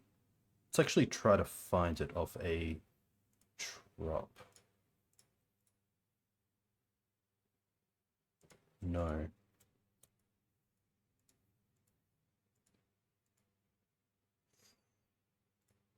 Put back Night. Put back the other Brainstorm. Play. Pass.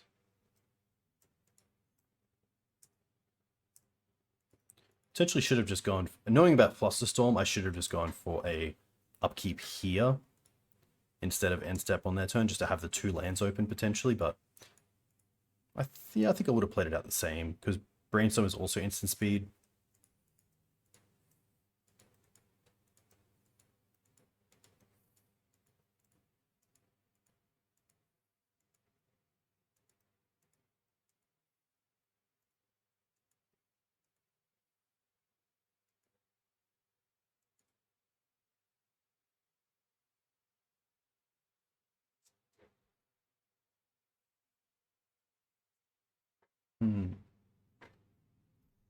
So seeing they went for Shuko, I assume they have it here potentially with backup. We will find out.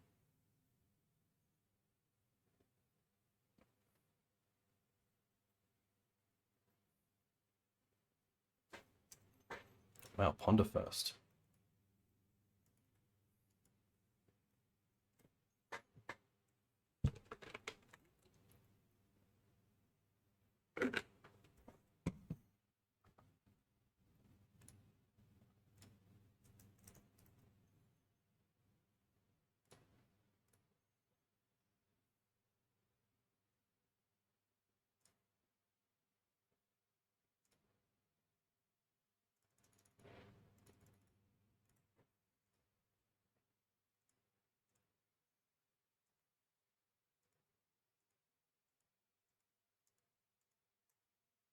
Wow, they give us another turn.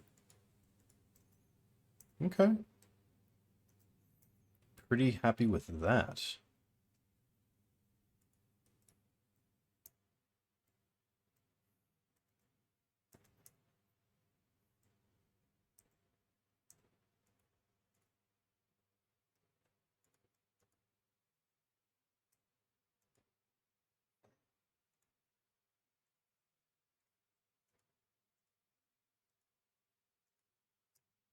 That's fine. There's a lot of different names here, which is good for us.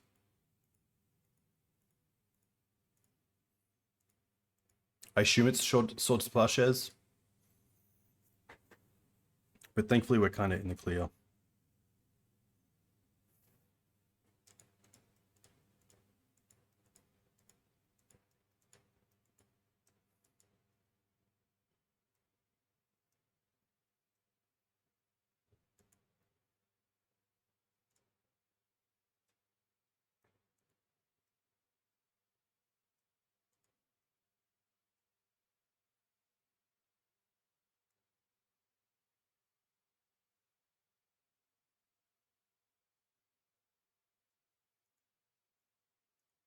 Okay.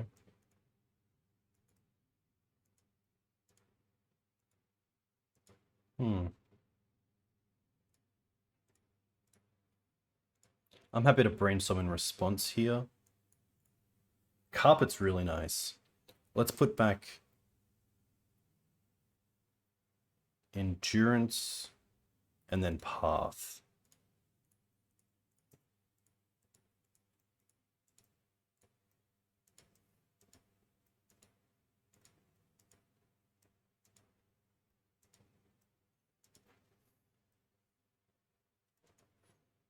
And then I think he would just go for Scavenging Ooze. Scavenging Ooze is quite good.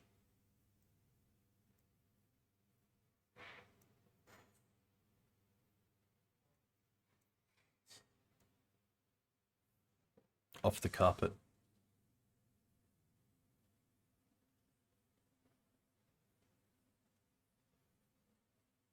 Upon having a real think. I think they name Green Suns. I think Green Suns is the card that like is a little bit too mana intensive to really care about, that I would have kept it.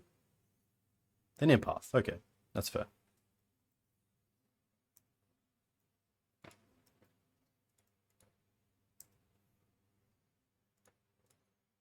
Alright, let's start with Carpet. Play a land. Fetch. Savannah. Second main. Yes. Green. Green Sun Zenith. Ooze.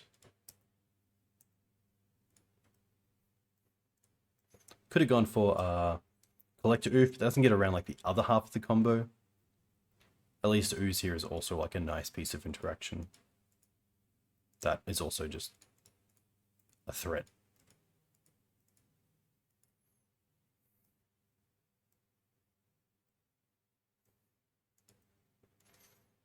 Land is fine. At all. Okay.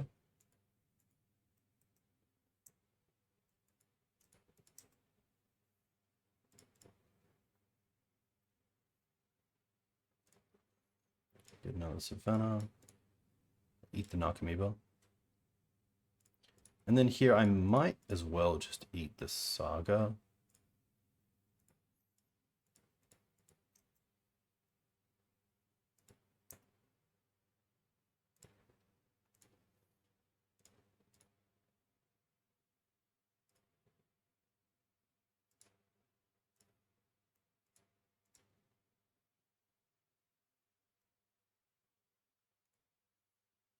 I wonder if they played the pedal because they have Hardcast Force.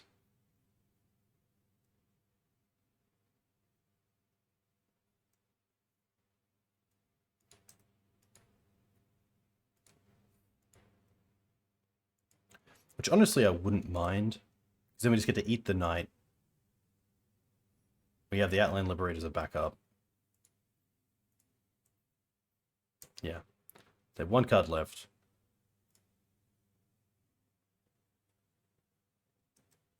Could eat the night or play the Outland. I kind of like playing the Outland actually. Then attacking for 3. And then if they don't cast the Cephalid Illusionist, then we just get a flipped Outland Liberator.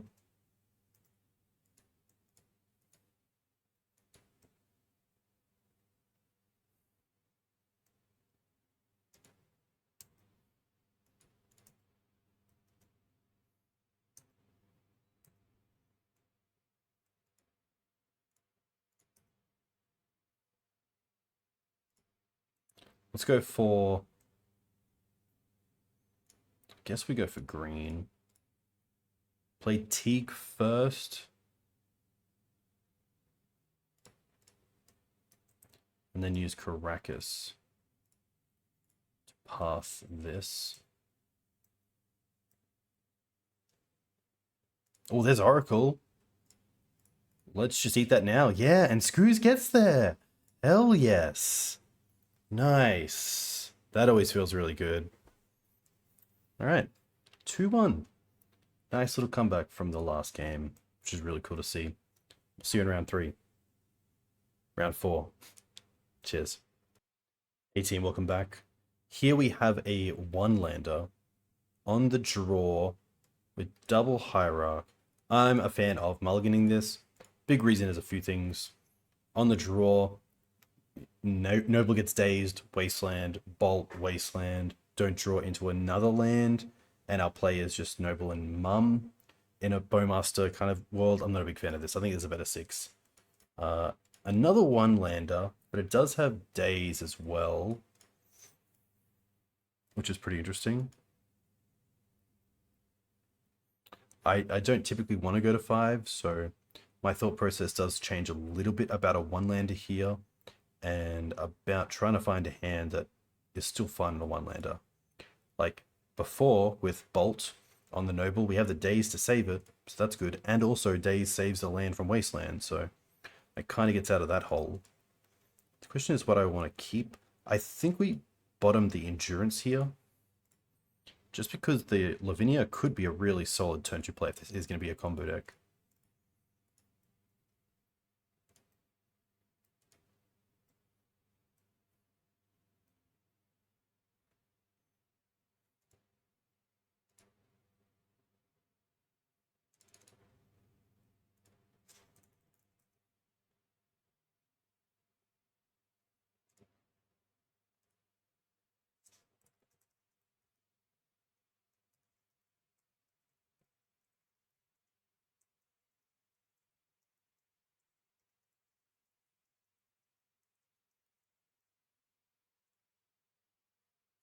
I think kept 7. Yav. Okay. Lands, depths, elves potentially. A lot of different things come to mind. Ooh. Yav is also quite nice here. And I'll let you type in the comments if you can find out what it is.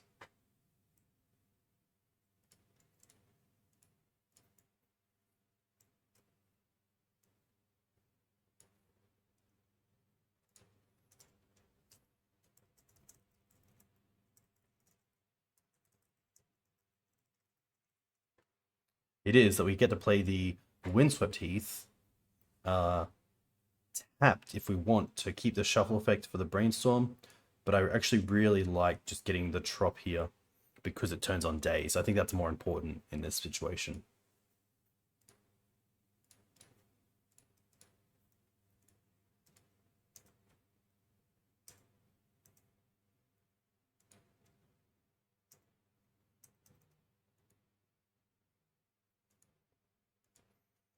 Saga's okay.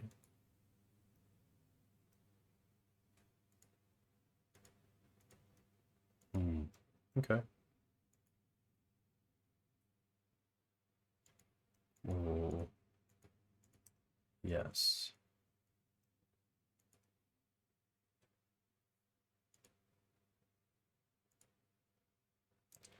Sphere, okay. Happy to Daze this.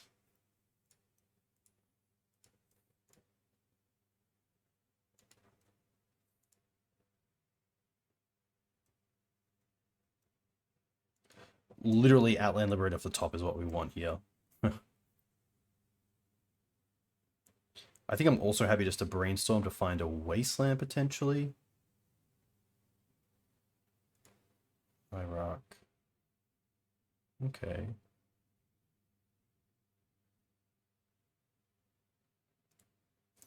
This does stop Mox Diamond, if that's something we really care about. It doesn't stop it off the Sagas though.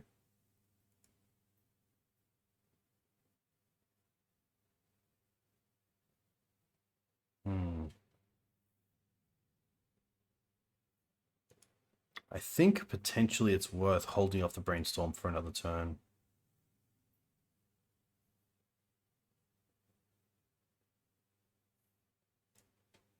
Non-creature spells with mana value greater than the number of lands that player controls.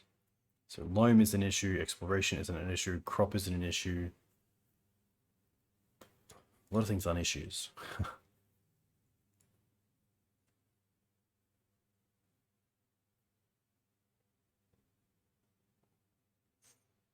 So next they need to play 2 lands, but they can only... I guess if they have 2 lands, Mox land in the 4, they get to make 2 tokens and then 2 more tokens, which is pretty brutal. I think, honestly, we're just trying to move towards getting our mana together.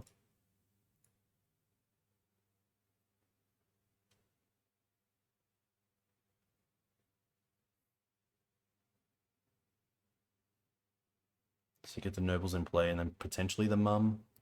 Mum not really going to have a big role here, but rather she be on line now than later.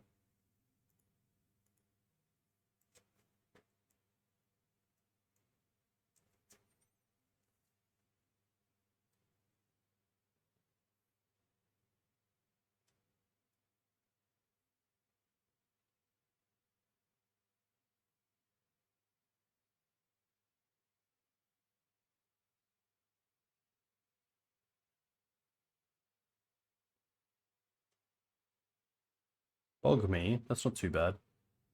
There's a tapped land as well, which is interesting.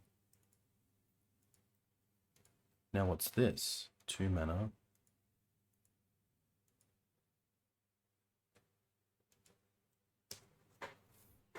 They're not going to make tokens. I find that really interesting. They're going to crop one away. Maybe Tabernacle, but we don't really care about Tabernacle. We can just ride what we have currently to victory. Well, not victory, but... Yeah, see, I think I'm much more scared of the Saga tokens than the Tabernacle. I guess they still get to make 1 token. Oh, they're going to loam. Okay.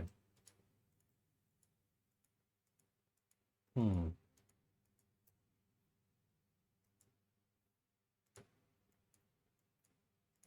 Um...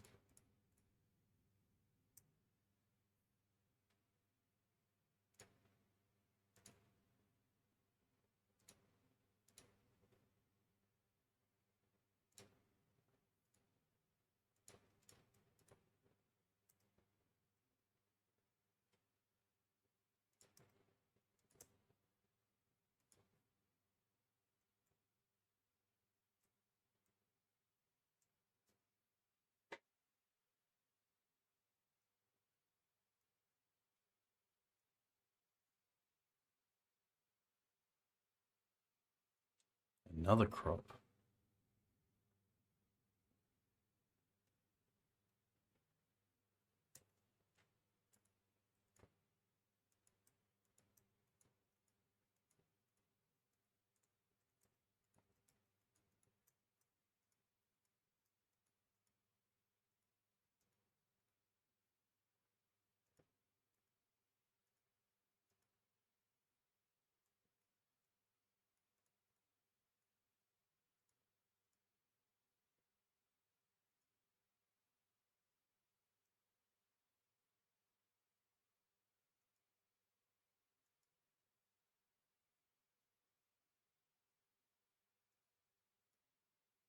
Hmm.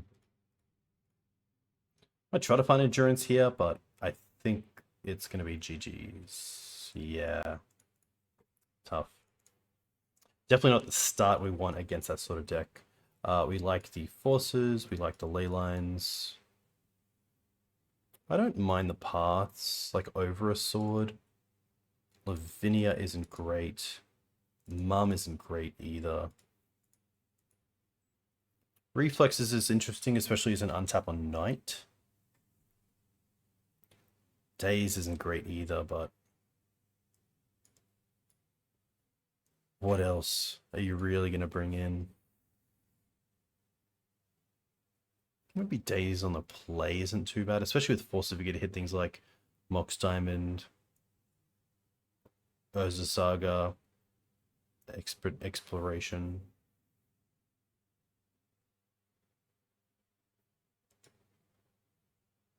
I'll just go down to the 2-2 split.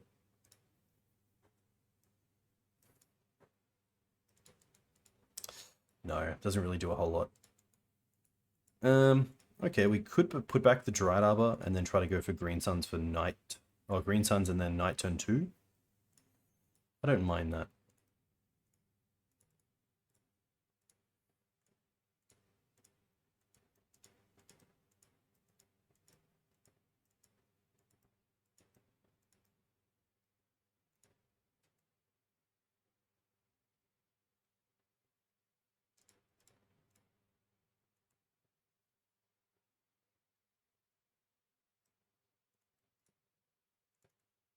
Alright, let's go for Savannah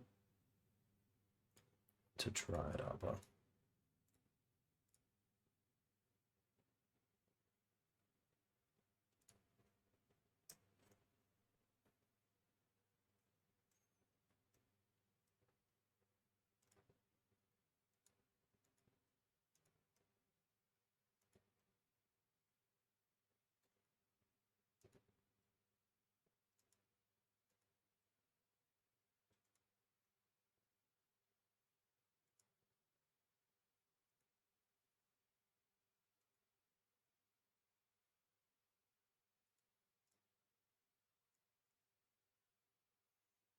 Guess we go for Trop. Play a knight.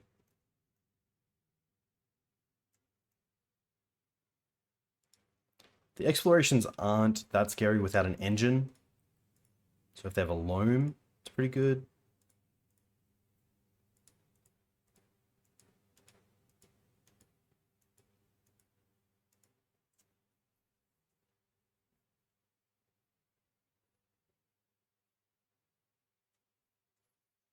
Interesting.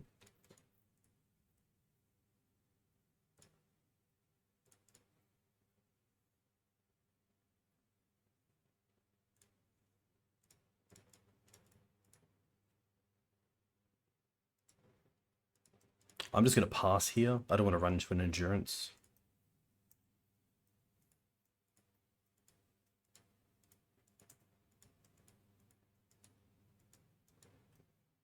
If they try to stage something, we can also wasteland them in response.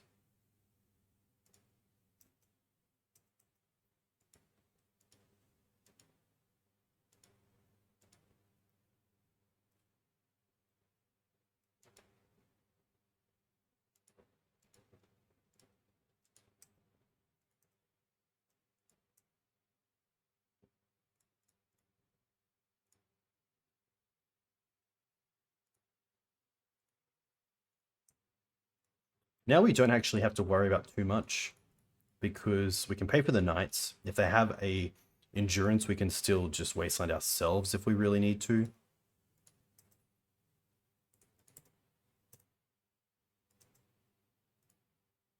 Probably should have fetched there, but that's all good. Just get that extra damage in.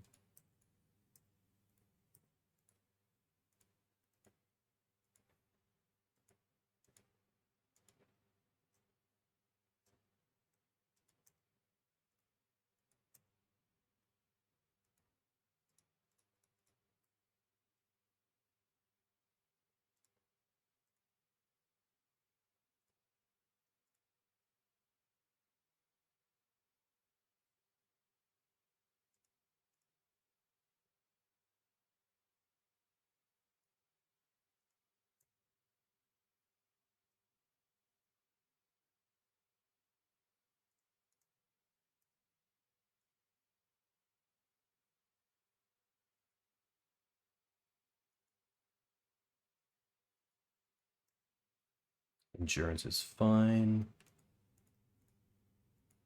They target us, that is fine.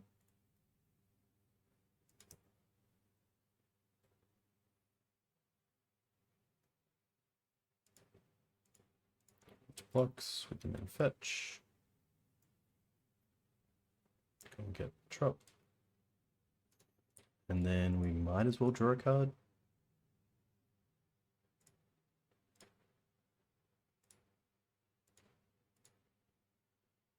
Okay.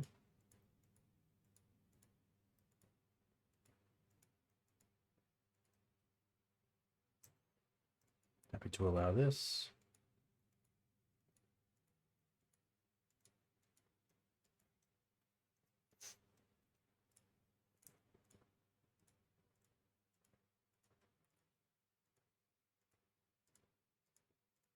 Interesting. I think in this spot I'm happy to take out the Tabernacle.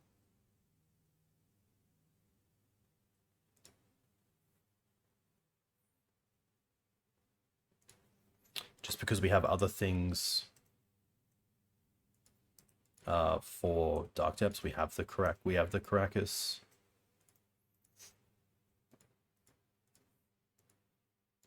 Yeah. That was just the power of Night. I mean, that was just insane power from Night. Which is always nice to see. Okay. Daze again. Probably coming out. Endurance, swords, and then maybe the Blast Zone, just because of things like exploration. Yeah.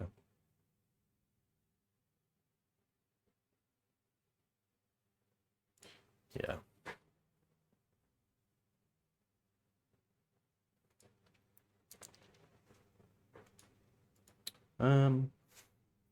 It's not a leyline hand, but I think it's a pretty fine hand.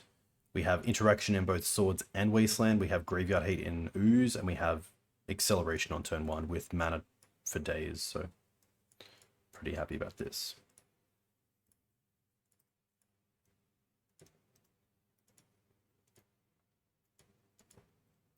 Echoing Deep's a new card. Oh, double mocks.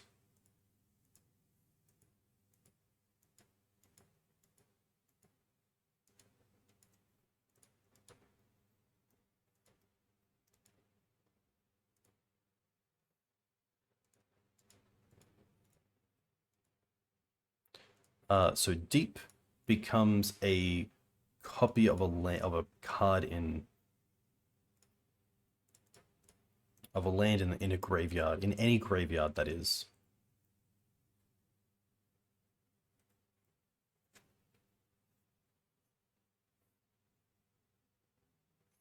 Ancient Tomb, Stage, Blast Zone. Okay. That's fair. At least here we potentially just get to eat the loam. 3 unknowns in hand. I guess 2 unknowns in hand because you know about the other land.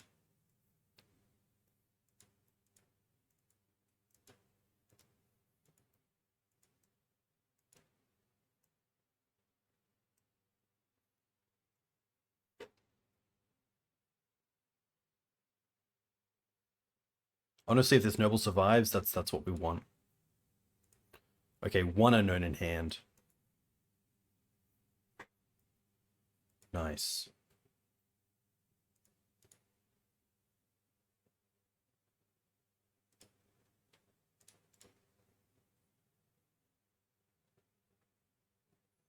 Fetch for Trap. Play Ooze.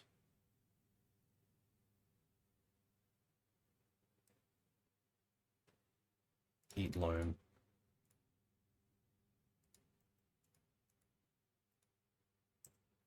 That's huge. There goes the they get to deal with the Ooze here with the Blast Zone, but I'm more than happy for that.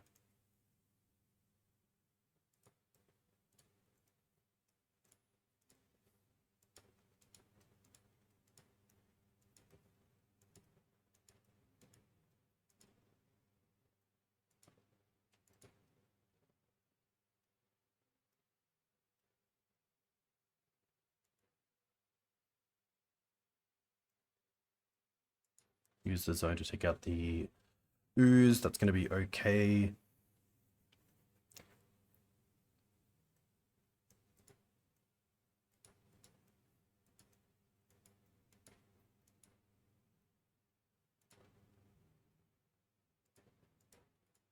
Okay.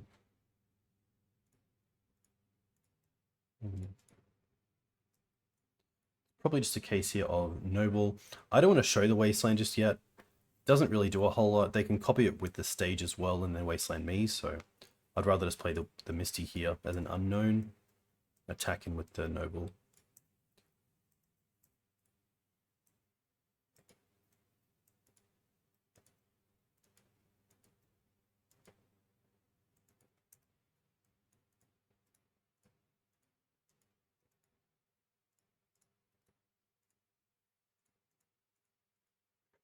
Now it's a little bit scary if they just top deck Crop Rotation or Dark Depths, because then the Wasteland's obviously off, but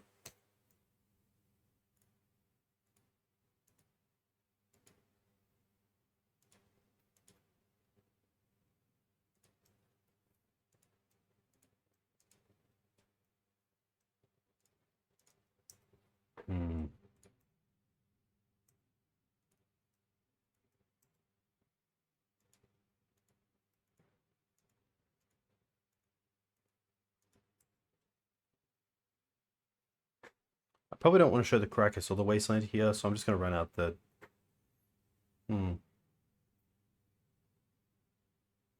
It could honestly be the Wasteland,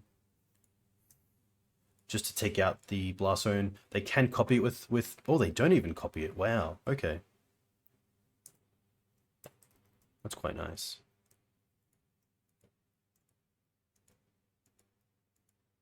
Yeah, okay.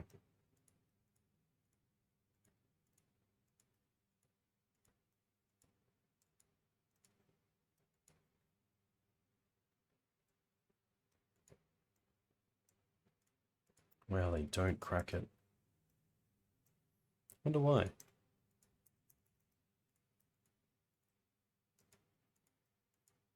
There we go.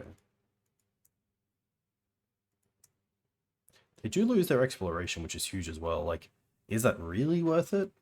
I don't know. Play the Tundra.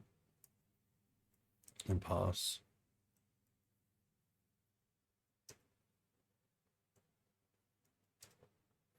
Wow, no lands. They do get the Blossom back, I guess.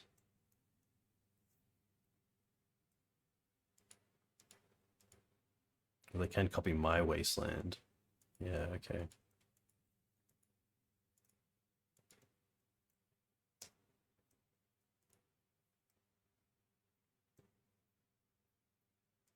Okay. I think in this spot I'm happy just to get probably Endurance them.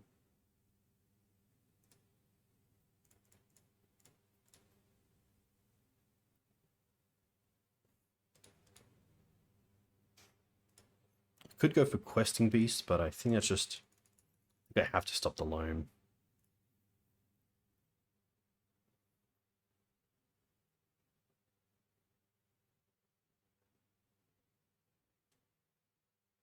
Knight, yeah. Go after the engine.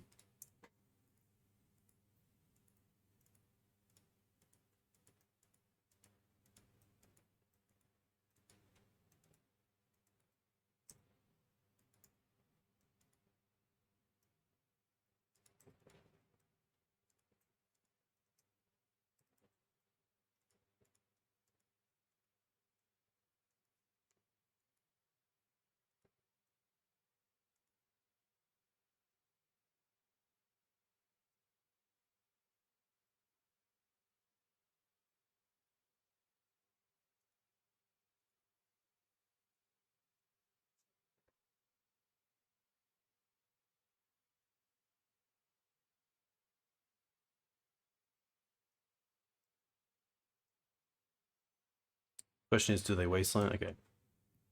They do Wasteland us.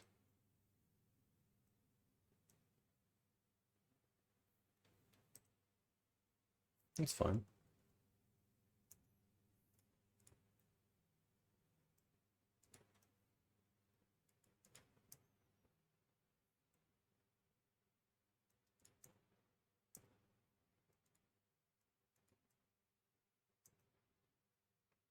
It's a 5-turn clock. It's not nothing. Wasteland here also answers the Blast Zone. If they want to tick that up.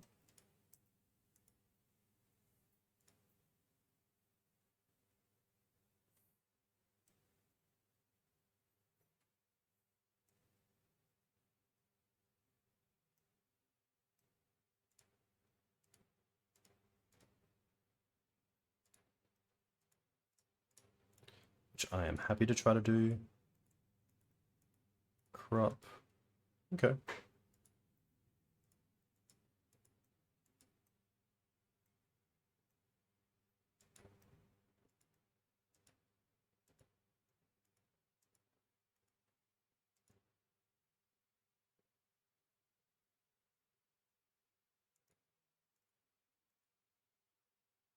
We haven't hit the ley lines, so we couldn't say if they were surgicals, it would have been sweet. But in this case, we definitely, probably at this stage, would have hoped they were surgicals.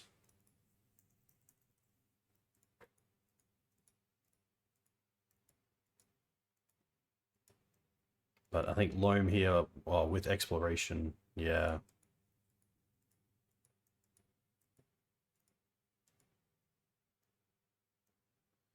That's going to be, I think, too hard for us to get out of. To have Urza Saga coming down each turn, they have multiple copies with the stages as well.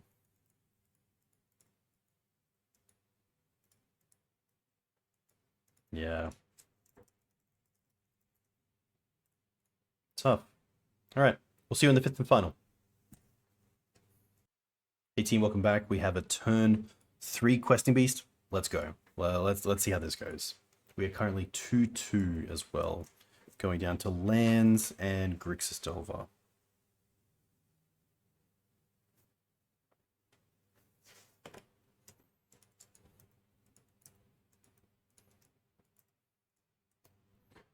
Bauble.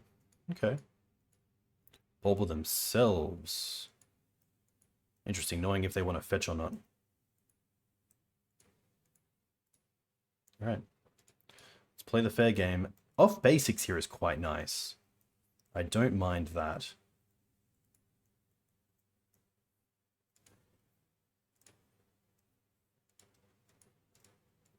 This might even be... okay.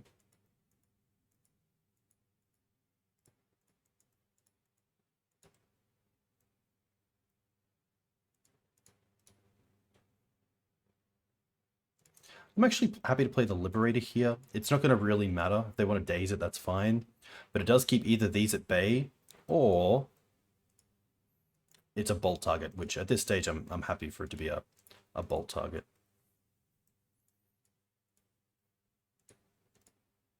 Yeah, that's one less bolt for us, which is great. Oh, they miss a land drop. Okay, that's pretty huge. Let's take them off the black.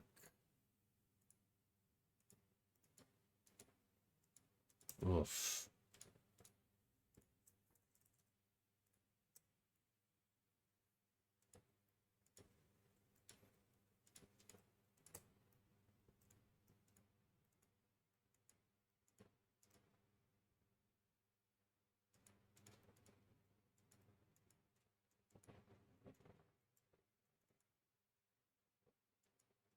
Again, the Outlanders, sorry, the Bowmaster's definitely showing what we were talking about. I think I want to play this. Yeah. Not great, but here we are.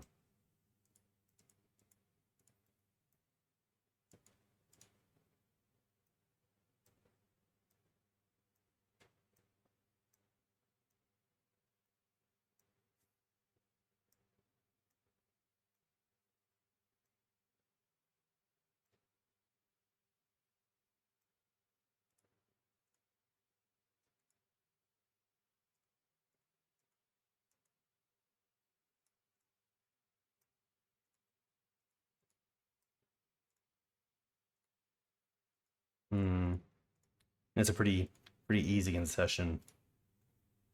Okay. Carpets, yes. Paths, yes. Blast, yes. Beast, Collector Ouphe, Liberator, Lavinia's. I think that's what we did last time. I don't mind the Questing Beast with the carpet though, so let's take out the other Lavinia. And go like this. We did have Blast Zone last time, but I think I'd rather... probably not.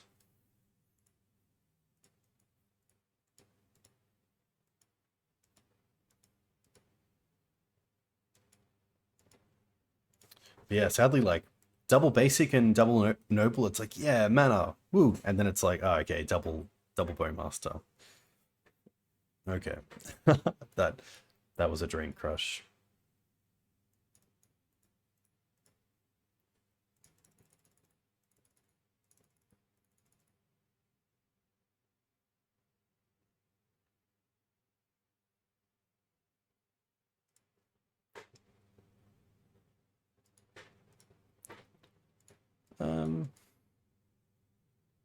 Okay. Pretty happy with this hand, just go for basic forest. I do know about Stifle as well.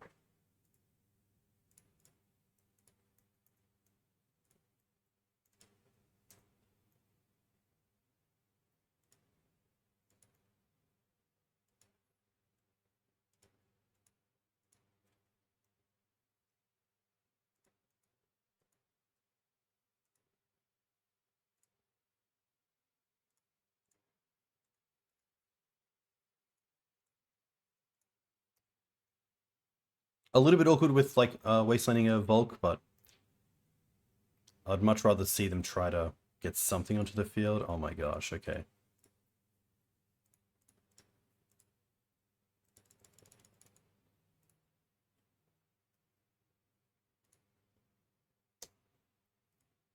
I went for mana here. I could have waited potentially to get another threat, but I think Endurance is good enough of a threat.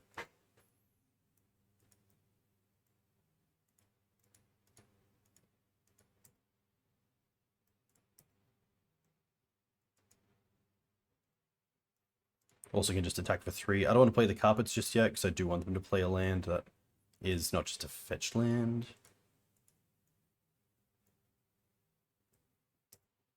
They're also at 8, so I'd like them to discard rather than just force the Endurance. They also need 2 mana.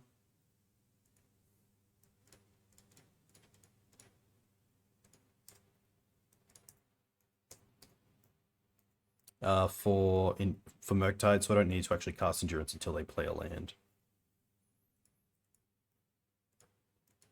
Okay. Well, that is Magic sometimes. We will run this back. That was pretty funny. That was pretty funny. As quick as the first game was, I actually think game 2 was quicker there.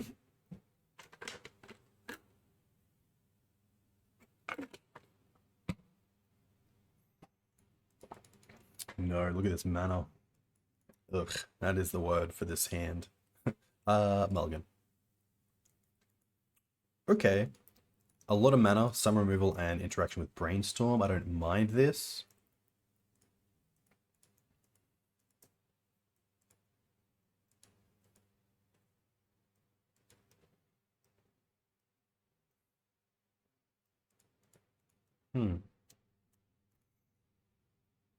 Kind of want to fetch here for a Tundra.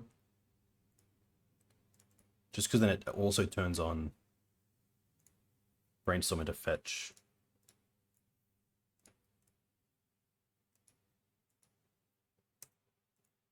Okay.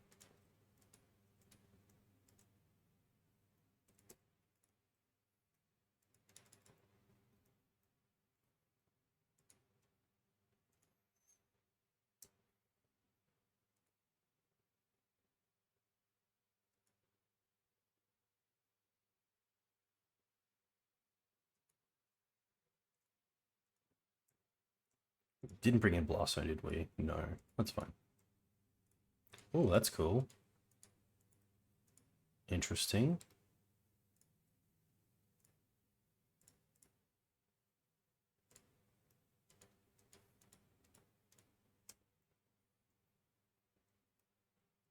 Now we hope the Delver flips, it doesn't hit. I want to see a Lightning Bolt.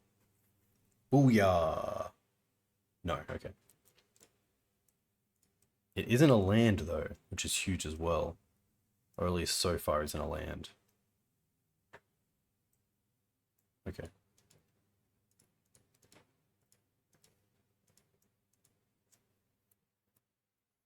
Chose to not shuffle to get a Wasteland. Okay.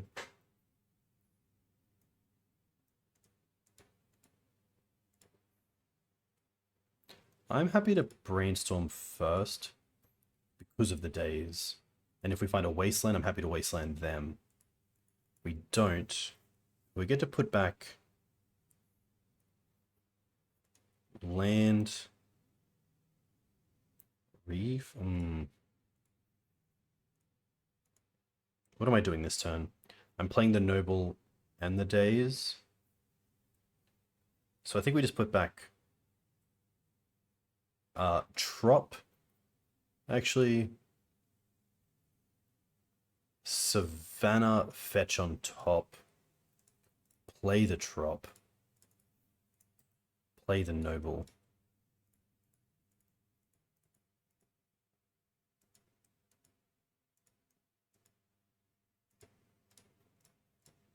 And then I do want to fight over this, because I really want to keep the Noble.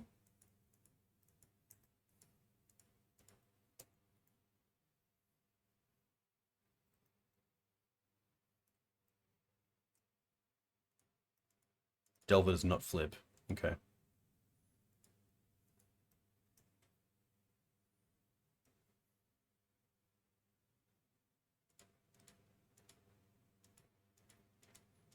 Underground Seed Ponder.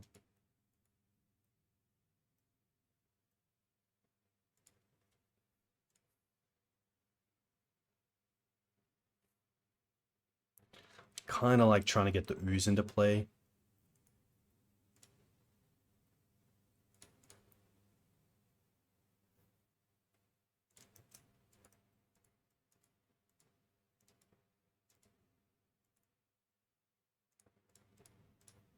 I could try to get rid of the Delver, but I think on this board I don't really mind. I'd rather get the Ooze going.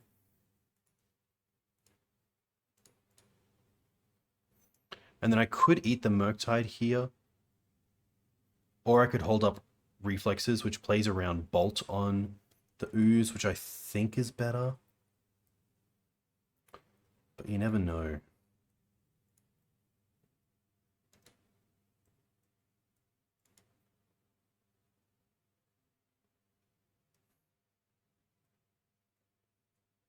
Yeah. I think it's just... If they have a Merc, then they have a Merc.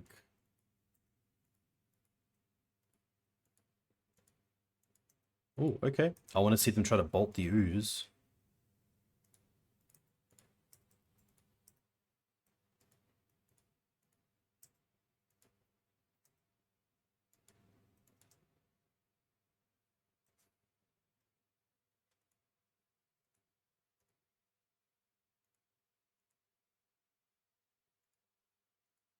Oh.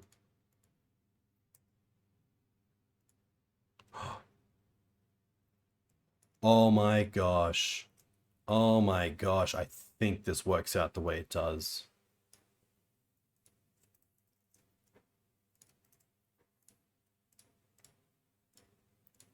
Hexproof.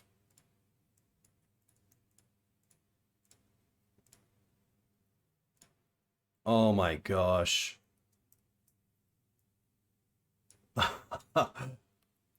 Ping this.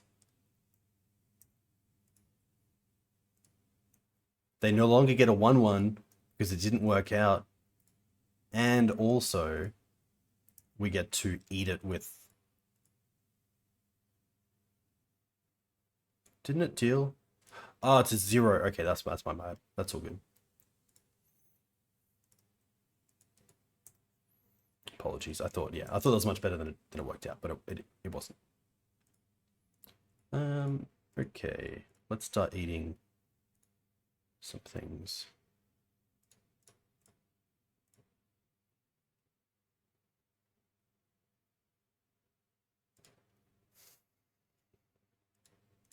I think I like playing the Misty just because of Dryad Arbor blocking. Gives me 2 more creatures to potentially eat.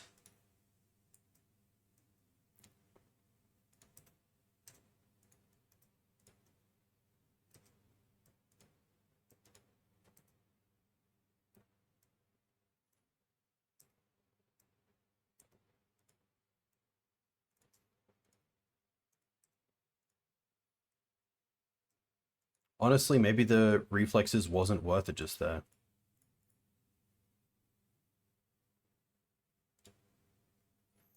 They also use the Wasteland first, which is interesting. Because now they can't Wasteland a Dryad Arbor. Okay. This is all fine. They attack with both.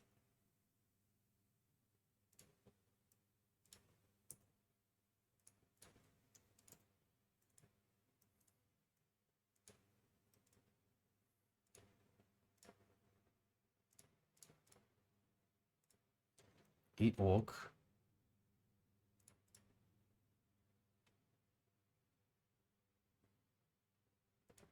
I think here I actually eat the Bolt. Just to keep Murktide down a little bit.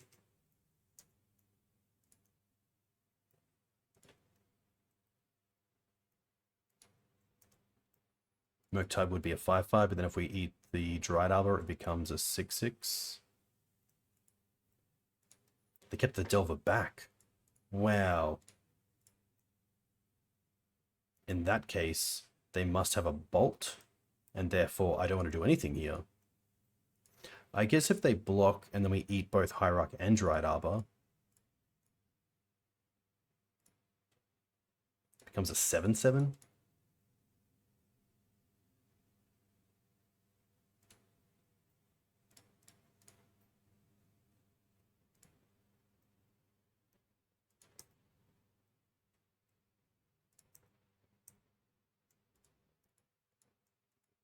which honestly I didn't have to do just then. I could have waited.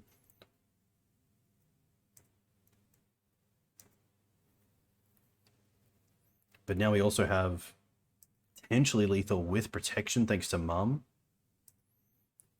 All right, Brainstorm, what can you find? Maybe a bounce spell in something like Brazen Borrower?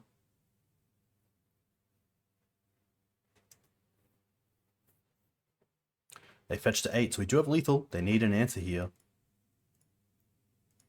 I guess it could be Orcish Bowmaster. Take out the Mum. Oh, wow. Did not expect that. All right.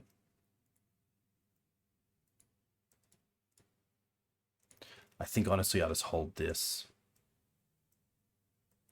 Damn. That's a tough one. 2 mana Dreadbore with a bit more. Pretty cool card, I will say.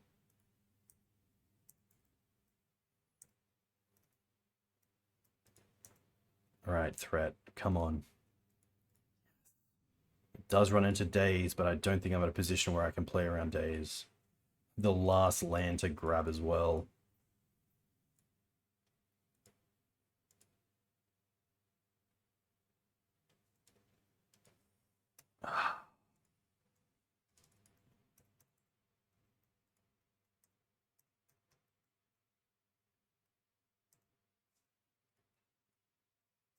Very close.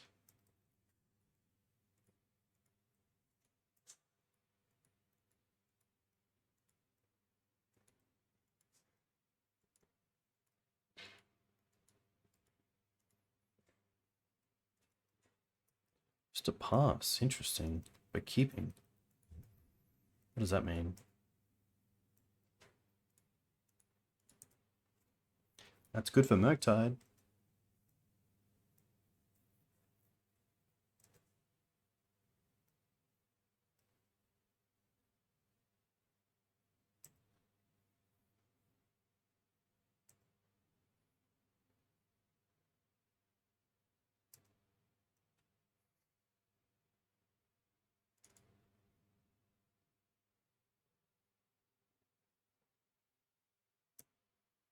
Yeah. Okay.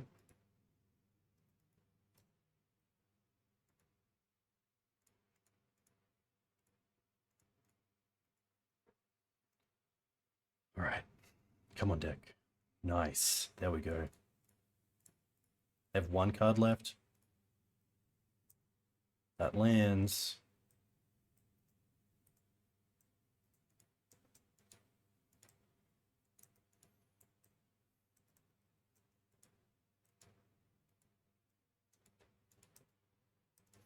Delver's okay.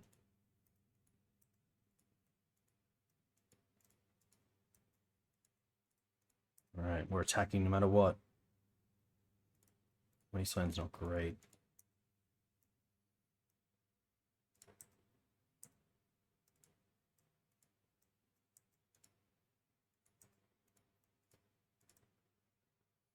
Wasteland does mean that if we swords the Delver, we get to Wasteland ourselves for lethal. Potentially.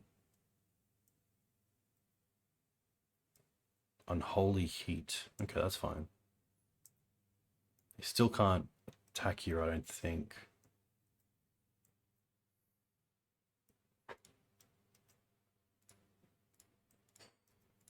I do want to do something for damage here. No, we actually allow this.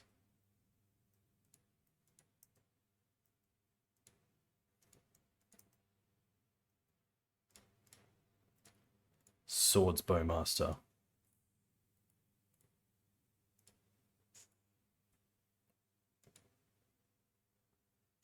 Yes!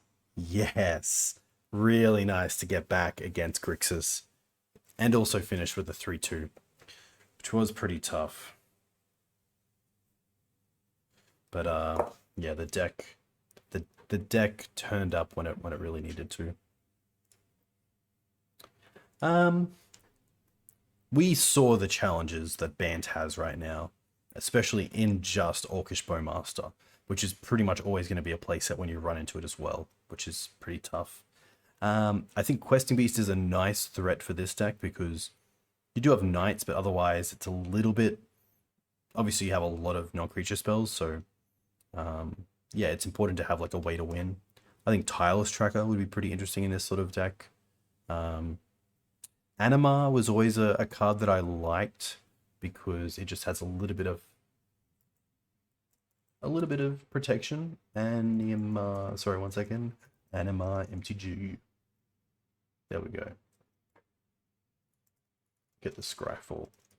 Actually, I might even just have a copy. Classic, like, yeah, I do actually. Animar, Soul of Elementals. So this card is not banned. You need a red, but pro white and black. Whenever you cast a creature spell, okay, I think this would actually be a lot better in a creature-heavy deck, not one with Brainstorm and Daze. But yeah, cool to see. Lavinia, probably more of a sideboard card. I do see what Rabbit was doing in just like, if you don't have Thalia, you kind of want to have some sort of hate for combo / control in the deck, and Lavinia does fit that role without hitting us. Thalia, of course, taxes our own Brainstorms and Daze, which can be pretty rough. Quick Reflexes was sweet as well, had some really cool interactions there. Blast Zone was a little bit hit and miss. I think that probably could be something like... Probably not a Council's Judgment, but I kind of want something between Path to Exile and Force of Vigor. That's kind of hard to find in BANT colors. Maybe it actually is trying out some fourths, because fourth is also just a really nice... Sorry, not fourth. Otherworldly Light. Otherworldly Light, I believe it's called. A great way to deal with Saga, which we did run into tonight in Painter, Cephalid, and also Grixis. So that's pretty interesting. But yeah, look, BANT is currently a real uphill battle in Legacy. And as much as I love the color combination, yeah, it's a tough one to pilot in the current ecosystem we have in Legacy to a 4-1 or a 5-0. When you have, there's no real reason not to play Abzan or Punishing right now with how strong they are. But I do love showcasing the deck and just seeing where some things are. This is also draft 1. This deck could look a lot different given someone put the time into it. But obviously that's quite hard and not too appealing when Bowmasters is around. But hey, hope you enjoyed this content. A big thank you to Doom Rabbit for the list. Yeah, always cool to play a little bit of BANT on the channel. So I hope you enjoyed it, and I'll catch you next time.